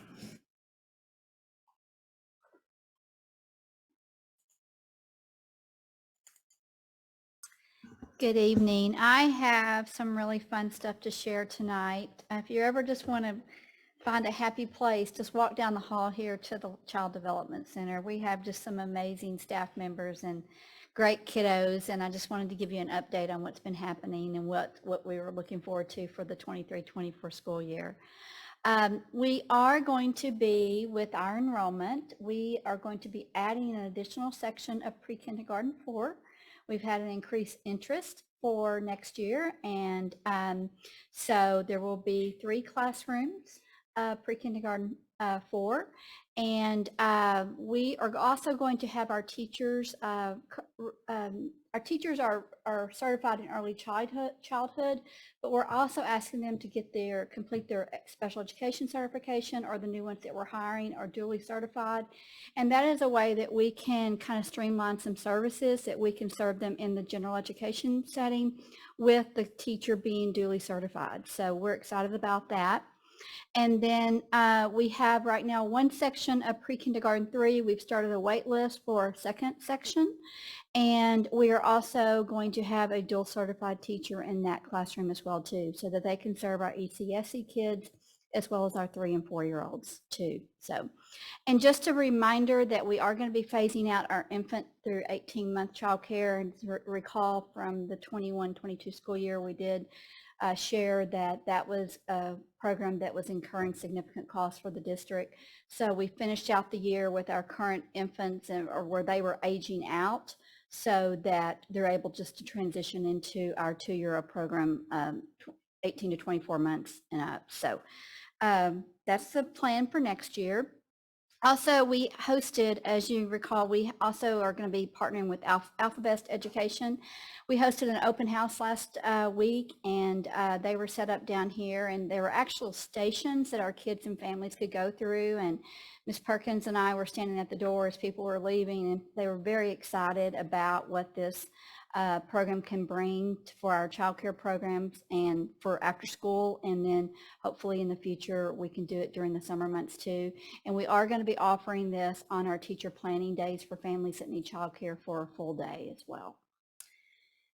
And then we also celebrated our little ones last week for pre-K graduation. It was a fun night we had here in the gym, and had some, the kiddos sang.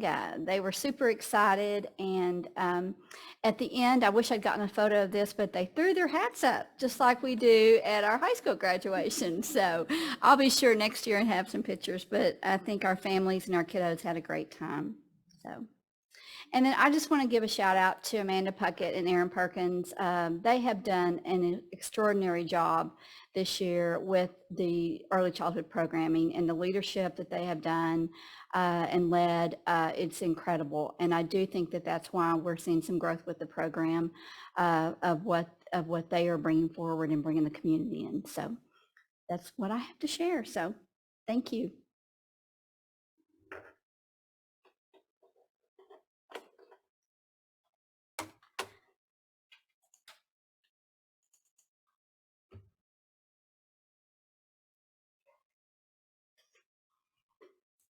All right, good evening again. So some finance updates. As I mentioned before, we're still planning on or projecting to end the year with a $3 million surplus. It's largely attributed to some additional revenues that we're seeing from from the interest earnings. But then also when we look at our historical spend, historically we've spent about 88% of our general fund budget, and currently through the end of April, we're about 79%. And then also at the end of April, we have about 237 days cash on hand. And then give a quick update on the school district property value study. As you may recall, back in March, the comptroller had indicated that our property value, the taxable value, was greater than the 5% threshold that's allowable, 5% higher than what Collin County had assessed. So Collin County has submitted their response to that and protesting their finding. They've recently received word from the comptroller, and 3 out of the 11 districts that they had submitted a protest were found to be valid. We were one of the 8 that were not valid. So Collin County has submitted additional backup and support in response to their findings. So the hope is that the remaining 8 districts will be found as valid. Why that is of concern, right now, this year, we had a grace period. If we were not able to extend the grace period, essentially what would have happened is the comptroller would have used the higher property value, which would have meant that they would have insinuated that we would have collected more in tax collection. And then the recapture would have been driven off of that fictitious number because Collin County would have collected on the lower dollar amount. So what we want them to be able to do is to find that Collin County was valid in their assessment. So our baseline as they assess 2023 property value is the current value, and not have to go up to the 9% additional increase and then further increase it from there. I just have a random comment. This is the weirdest process. We have a government entity fighting another government entity, and we're like in the middle, just waiting to see who fights out. And then we figure out what we're going to do about it at the end. This is the strangest process. It's just Texas law, Texas taxation law. Smile. So when we look at current tax collections, we are still slightly above 99.5%. This time last year, we're about 98%. So we're definitely collecting our taxes. We still have a remaining levy of about $1.3 million to collect. And then a quick student nutrition update. So this here just shows a 6-year historical look at how student nutrition has performed. As you can see, in the last, over the past few years, we have had a deficit budget, a lot of that due in part to COVID and the lack of participation and things of that nature due to COVID. But you can see we've rebounded last school year where we have a surplus budget about 417. $1,000. And then in the current year through the end of April, we're roughly $371,000. We do anticipate that that will probably grow. When looking at this, student nutrition, we're only allowed to maintain a 30-day operating expense fund balance. Anything in excess of that violates the compliance piece of it. But we do have a plan on how we're going to utilize the fund balance, because with the additional and this year surplus, it'll put us closer to like well over 100 days of fund balance. So our plan is that we do have some kitchen equipment that has been, that Matt, our student nutrition director, has identified alongside with PBK. So we're going to use some of the work that we're doing in our capital planning to be able and use our student nutrition funds to help support some of that work, to bring down that fund balance down back to the 3 months or 90 days.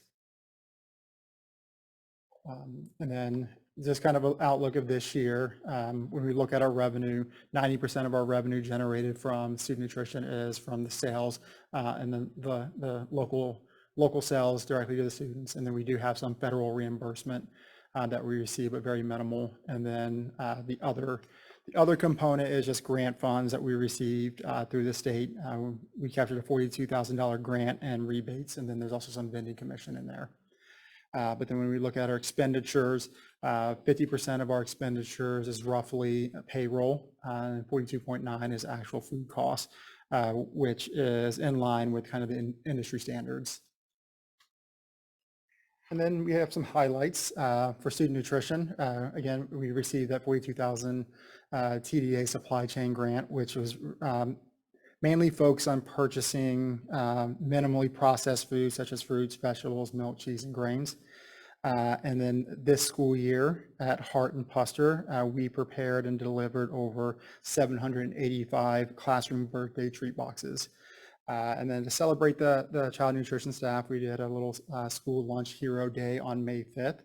And Matt McCarty, our director of student nutrition, is here with us tonight. I just want to shout him out, and Elizabeth and Juliana, for all their hard work that they do day in and day out. They're constantly at the schools helping in the serving lines and doing what they can to ensure that our lepers are being fed each and every day. So Matt, thank you and your team for all that you do.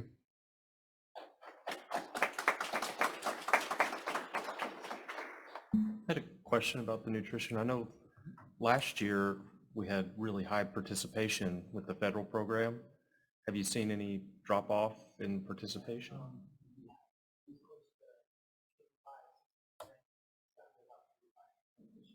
But we did raise some fees, so that accounts for the higher revenue still.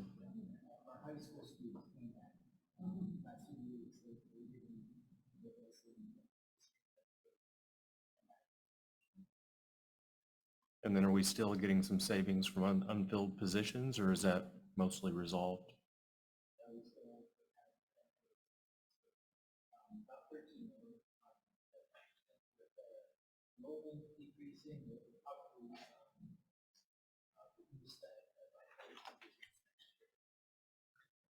Thank you for all the hard work. I got a quick question on the student nutrition fund. Since we can't put that money into the general fund, can we allocate utilities based on square footage and janitorial staff to the nutrition fund so that it helps make our general fund have lower expenses? Yes, we can. We'll have to look at the exact rules as far as applying indirect cost to the student nutrition funds. We are looking into that. That has been brought up that other districts do explore that. So we are looking at those opportunities as well. Thank you. Yeah.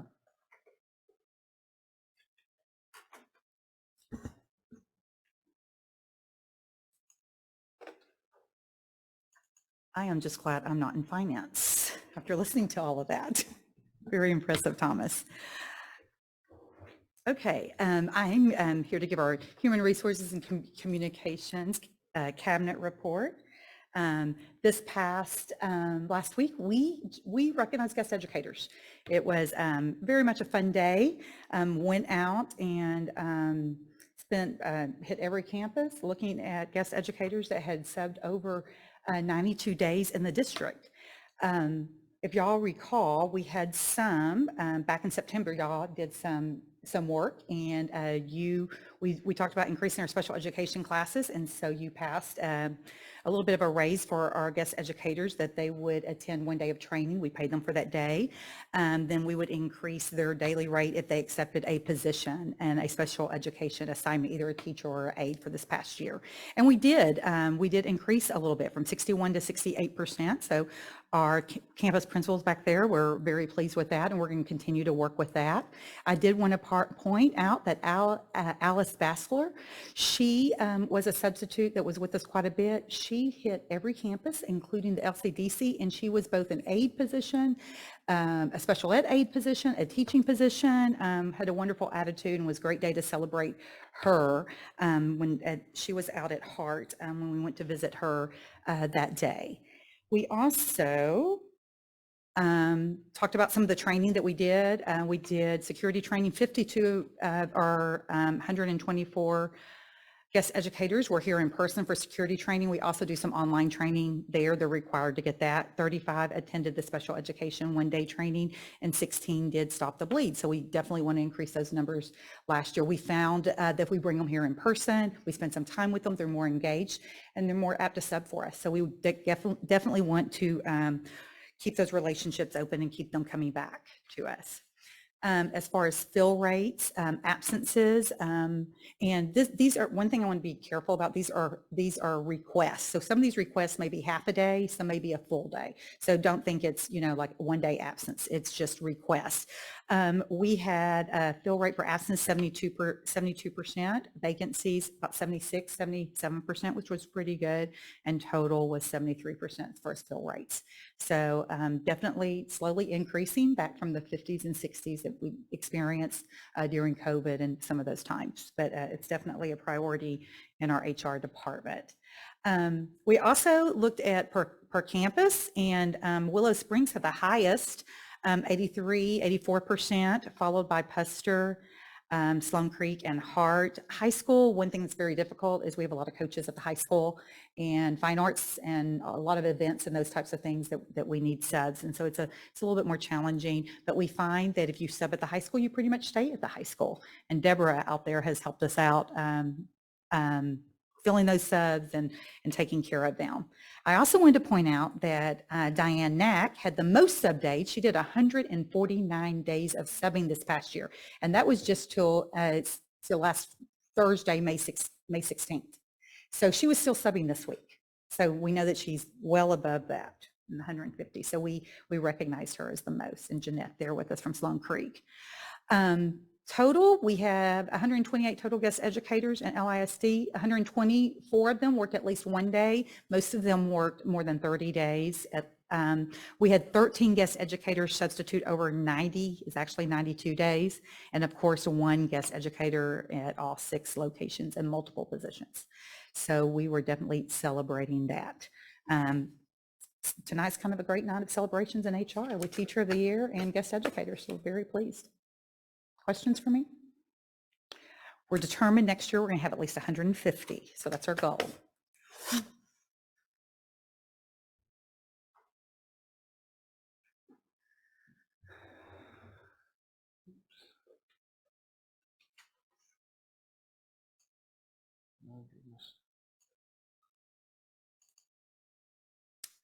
Right, just a few things to share with you out of the Student Services Department. I have a lot of folks emailing and even approaching when I see them out at events when our registration is going to open for transportation. So we do have a timeline, even though we won't be able to share with them in stone what our fees will be quite yet. But we are going to open up registration for bus transportation for the 23-24 school year on June 12th. And we will, of course, I know, be talking about what those bus fees will be in the next coming weeks, so we can communicate that to our community as that comes. They can still go in and register, even though the fees may not be applied to them in Power School at that time. We can still go ahead and start building routes as soon as they start registering in Power School. So even though we may not have communicated what those fees are at the moment on June 12th, we could, but even if we don't, it's not going to be a problem. They can still register. If they decide after the fees come out that they don't want transportation services, they can always back out of that as well. It's going to stay open until July 21st, which just a few weeks before school begins for the 23-24 school year. But that'll give us a couple of weeks to start building our routes and making sure that we balance those out and we make those as even as possible for all of our bus drivers. Leopard baseball finished up. I didn't have the details when I created the presentation last week. And it's not the news that I would like to share, but they finished up their baseball season over the weekend in the regional quarterfinals. And that really wraps up our UIL competitions for the year for fine arts, for athletics. Mr. Owens, I know you like sharing our successes during graduation. I'm very, very happy to tell you that that's going to be a long list to share this year at graduation. So you might want to have 2 bottles of water up there instead of 1. So there's a lot of successes that we've had. Dr. Zambezi was trying to figure out and trying to not guess, but maybe foresee what our Lone Star Cup standings will be. And we'll see if his predictions come true here pretty soon. So his predictions were hopefully looking good for us in the next few weeks. Finally, the Majestics got some really, really cool news. Last week, I believe it was, they were notified and informed that they have been invited to Rome, Italy over the holidays, the upcoming holidays, Christmas holidays, to perform at the New Year's Day parade in Rome. And so they've begun communication with their parents and fundraising. They were invited by a group called the Spirit of America. Everybody knows Spirit of America. You just may not know exactly what they do or have seen them. They actually organize and coordinate. If you watch the Macy's parade, any high school students traveling to there, that's what they do. They coordinate the performances at all of the big parades such as that. And so we were invited by the Spirit of America for our Majestics to perform at the New Year's Day parade. I'm lobbying really hard to make sure that they have good supervision and maybe even somebody such as myself who might need to, that's right. So we'll see how that goes over. But that's all I have to share. Any questions? I'd love to answer those. Thank you.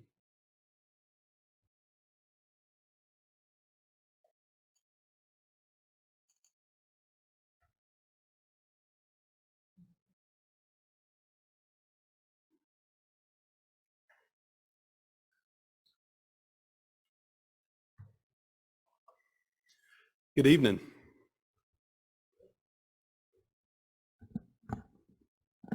So before I get started, I just wanted to take a moment and thank you guys for the opportunity to serve here in the school district. This is my first official board meeting. So I appreciate the opportunity and look forward to working with you guys and our community moving forward. So I just wanted to say that before we jump in. And welcome Trustee Wheelis. So tonight I'd like to give you a brief update on a couple of areas within our district support services. The first update is going to fall within facilities planning. See if I can get this to facilities planning. The Capital Planning Committee, consisting of stakeholders that show representation from both the community and the school district, held its first 2 meetings in the month of May. And there's some photos of a couple of those meetings. And within those meetings, our CFO, Thomas Willman, that we've heard from a couple of times tonight, shared some updates to the committee and some general information on both the M&O and INS, just so that we have a fundamental understanding moving forward of what that looks like from a finance standpoint. Danny Berger with PBK Architects also presented current state findings that were generated by his team after doing a comprehensive assessment of our Lovejoy ISD facilities.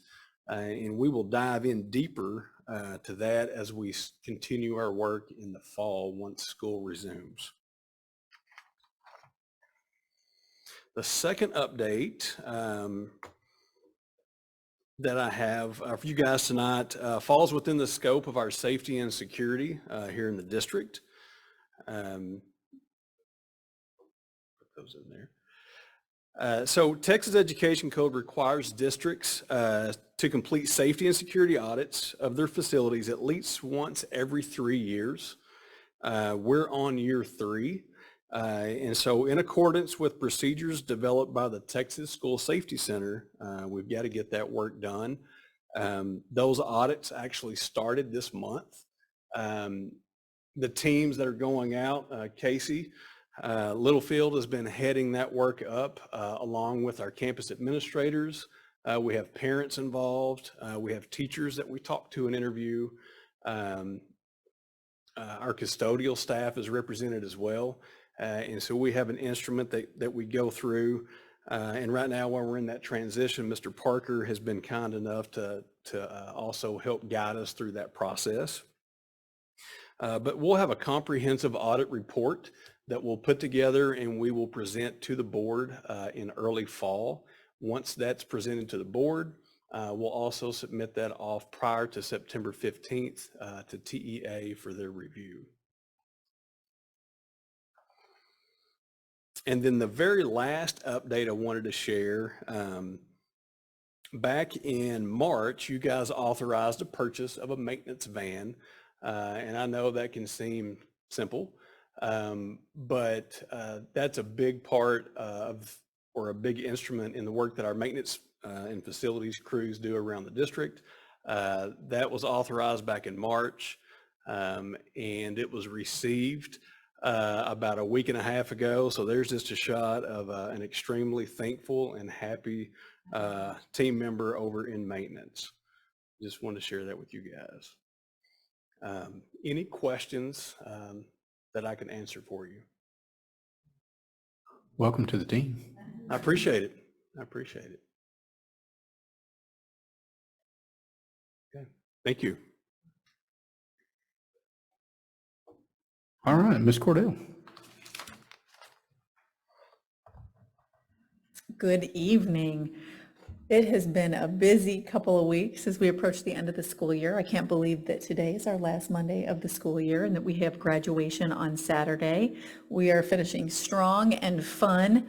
On Friday, I don't know that I was in so many different student opportunities and activities. I don't think I've been to that many events in one day. We had senior signing, we had senior tailgate, we had our orchestra banquet, we had a baseball game. It was a wonderful, wonderful day. And we had a hailstorm. It was busy. So we have absolutely been enjoying ourselves and celebrating all the remarkable accomplishments of our students this school year with the great support and guidance of our phenomenal educators. It is only a little after 9 o'clock, which is very unusual for our May board meetings, because normally at the beginning of our May board meetings, we are having a ton of celebrations. Well, we had so many celebrations this year that we literally knew the students and the parents and staff members that needed to be celebrated, that deserved to be celebrated, would not fit in this room. And so our board of trustees and our leadership has been celebrating people since about 5 o'clock today, and it's been absolutely wonderful. We had a PTO service reception that was put on by our PTO, who, as you all know, are incredible, impactful volunteers in our schools and really lead through love and service.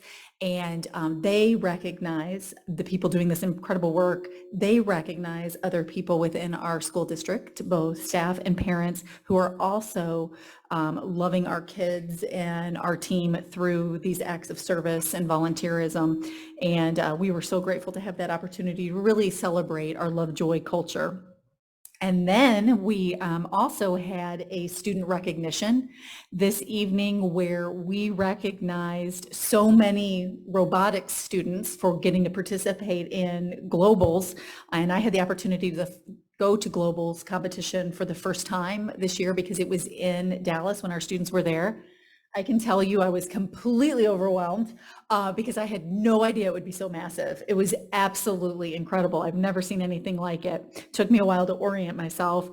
We had so many robotics students recognize that we actually had to have them up on risers to take their picture this evening, which is remarkable. We celebrated our academic UIL state students, our boys track members that went to state, our girls track who went to state and medaled in multiple races and were the state runner-up, as well as our girls golf team that has made school history in being our first golf team to ever make it to the state championship. So kudos and extended gratitude to our coaches and teachers and directors who work so diligently with those students and give of such personal time to support their successes. And well done, students. We have a lot to celebrate, as Mr. Parker said earlier.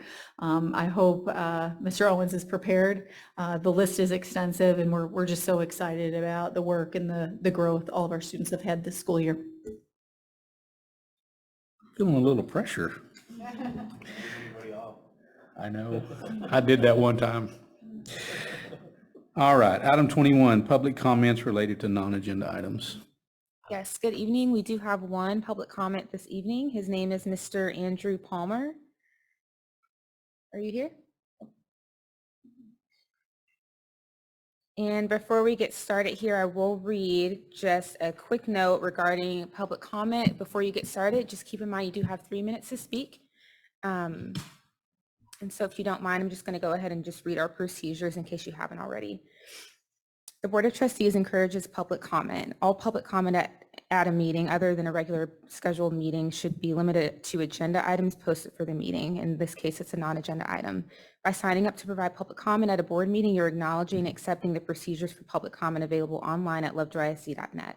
Any individual seeking to speak during the public comment session of a regular board meeting must complete and submit public comment card no later than 15 minutes prior to the designated start time of the meeting, and truthful information must designate whether the speaker is speaking on specific agenda items, which it does. Failure to designate an agenda item relevant to the speaker's comments will result to the classification of the public comment as a non-agenda item comment to be heard at a later time in the meeting.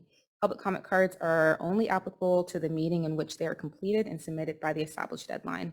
Each individual will have one opportunity per meeting to share their comments of the Board of Trustees, not multiple opportunities per individual agenda items. If a speaker is not present when his or her name is called, 3 minutes will forfeit speaking the opportunity to the meeting. The presiding officer reserves the right to reduce the number of minutes per speaker to no less than 1 minute per speaker in order to obtain effective meeting management. The speakers will be recognized in the order in which each person signs up. In this case, we just have one. If time does not allow for you to speak at a public comment, the Board of Trustees may allot additional time for comment or defer specific agenda items to review a subsequent meeting. If you have a specific concern related to an employee of the district or a specific student issue, you are encouraged to utilize the district's grievance procedures provided in board policies, DGBA local, FNG local, and GF local, or applicable grievance process. Disruptive behavior will not be tolerated in the meeting. If after the provision of a single warning, the disruptive behavior continues, disruptive individual may be escorted, which I do not think that we'll have that problem, so we'll go ahead and start now.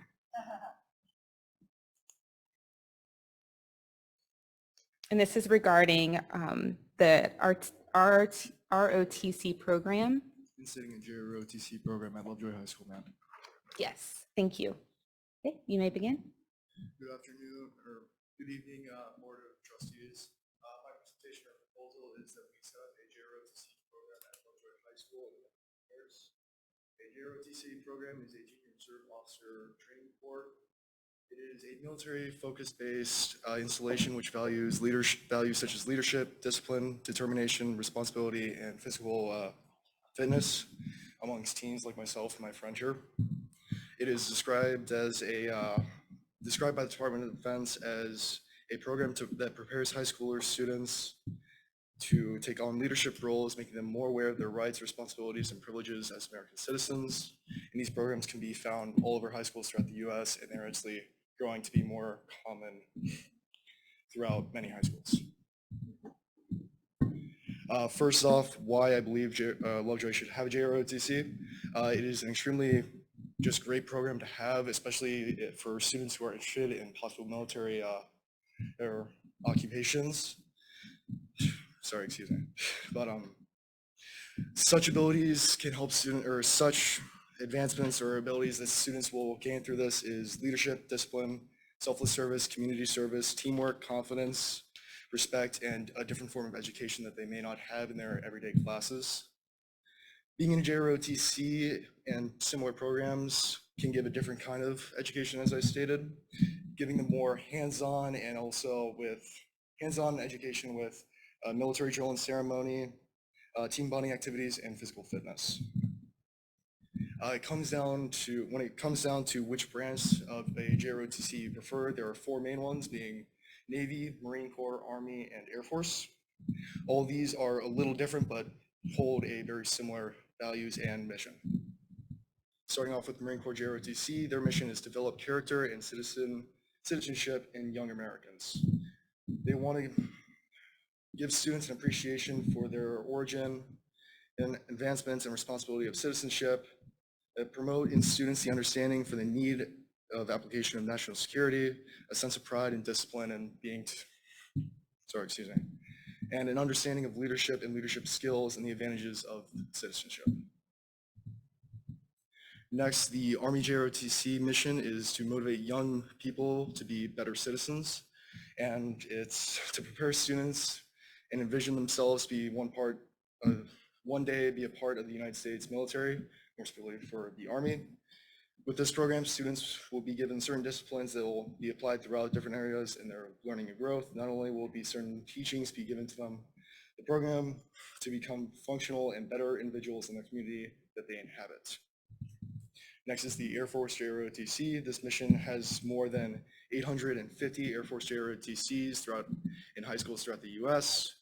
Wide, there is more than 85,000 high school cadets in these programs and more than 1,600 retired U.S. Air Force instructors who lead, mentor, and guide the students throughout their high school careers, and that is also global as well. The Air Force JROTC program is grounded in the Air Force core values such as integrity first, service before self, and excellence in all we do. Lastly, we have Navy JROTC. Their mission statement is to instill in students in the United States secondary education installations and educational installations, the value of citizenship, serve the United States, and then personal responsibilities and self-accomplishment. The Navy JROTC curriculum emphasizes citizenship and leadership development, as well as maritime heritage, significance of sea power, and naval topics such as fundamentals of naval operation, seamanship, navigation, and meteorology. Classroom instruction is augmented throughout the year by community service activities such as drill competitions, field meets, flights, visits to naval activities, marksmanship training, and other military training. And the bright side of this, for across all branches, uniforms, textbooks, training aids, travel allowances, and other and a lot of other expenses are actually covered by the branch. So that would be less cost on the school side of it. The pros and cons of it, many of the pros include community. Being a part of a JROTC program can help students/cadets become closer with their fellow students through team bonding activities.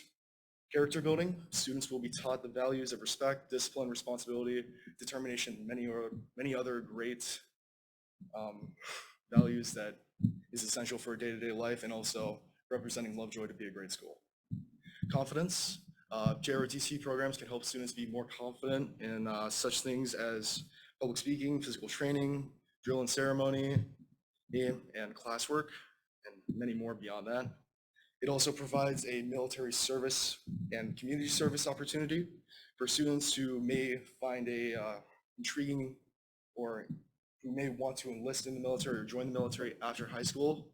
They may actually be given a higher rank due to their prior experience. Also going into college applications, students who were in a JROTC might be favored or looked upon higher by those colleges because of their experiences that they had in a JROTC and the values that they took up there and kind of the culture behind them. And then last of the pros, like I mentioned before, was the cost. The overall cost of this program would be a lot lower due to the fact that the military will pay for a majority of the supplies is needed for the program. A few of the cons may be compromise. A lot of the students will have to manage their time more, and they may have less freedoms that they will sacrifice in order to be in the JROTC program and properly represent it.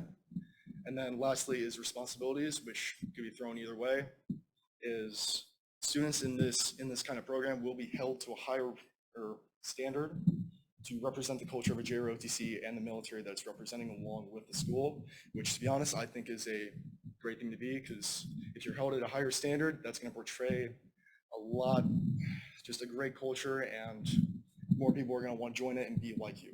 If you are held to higher standards, you present a great culture.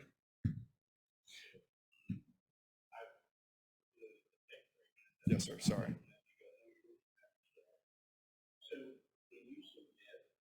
My presentation, yes, sir. Yes, sir.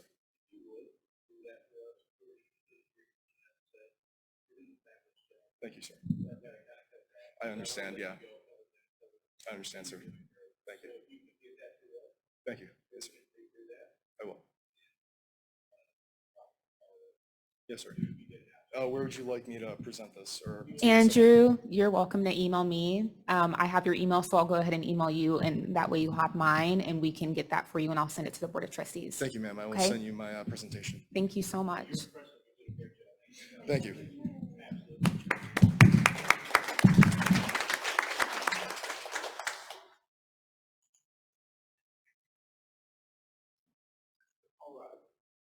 No announcements tonight? We would be adjourned.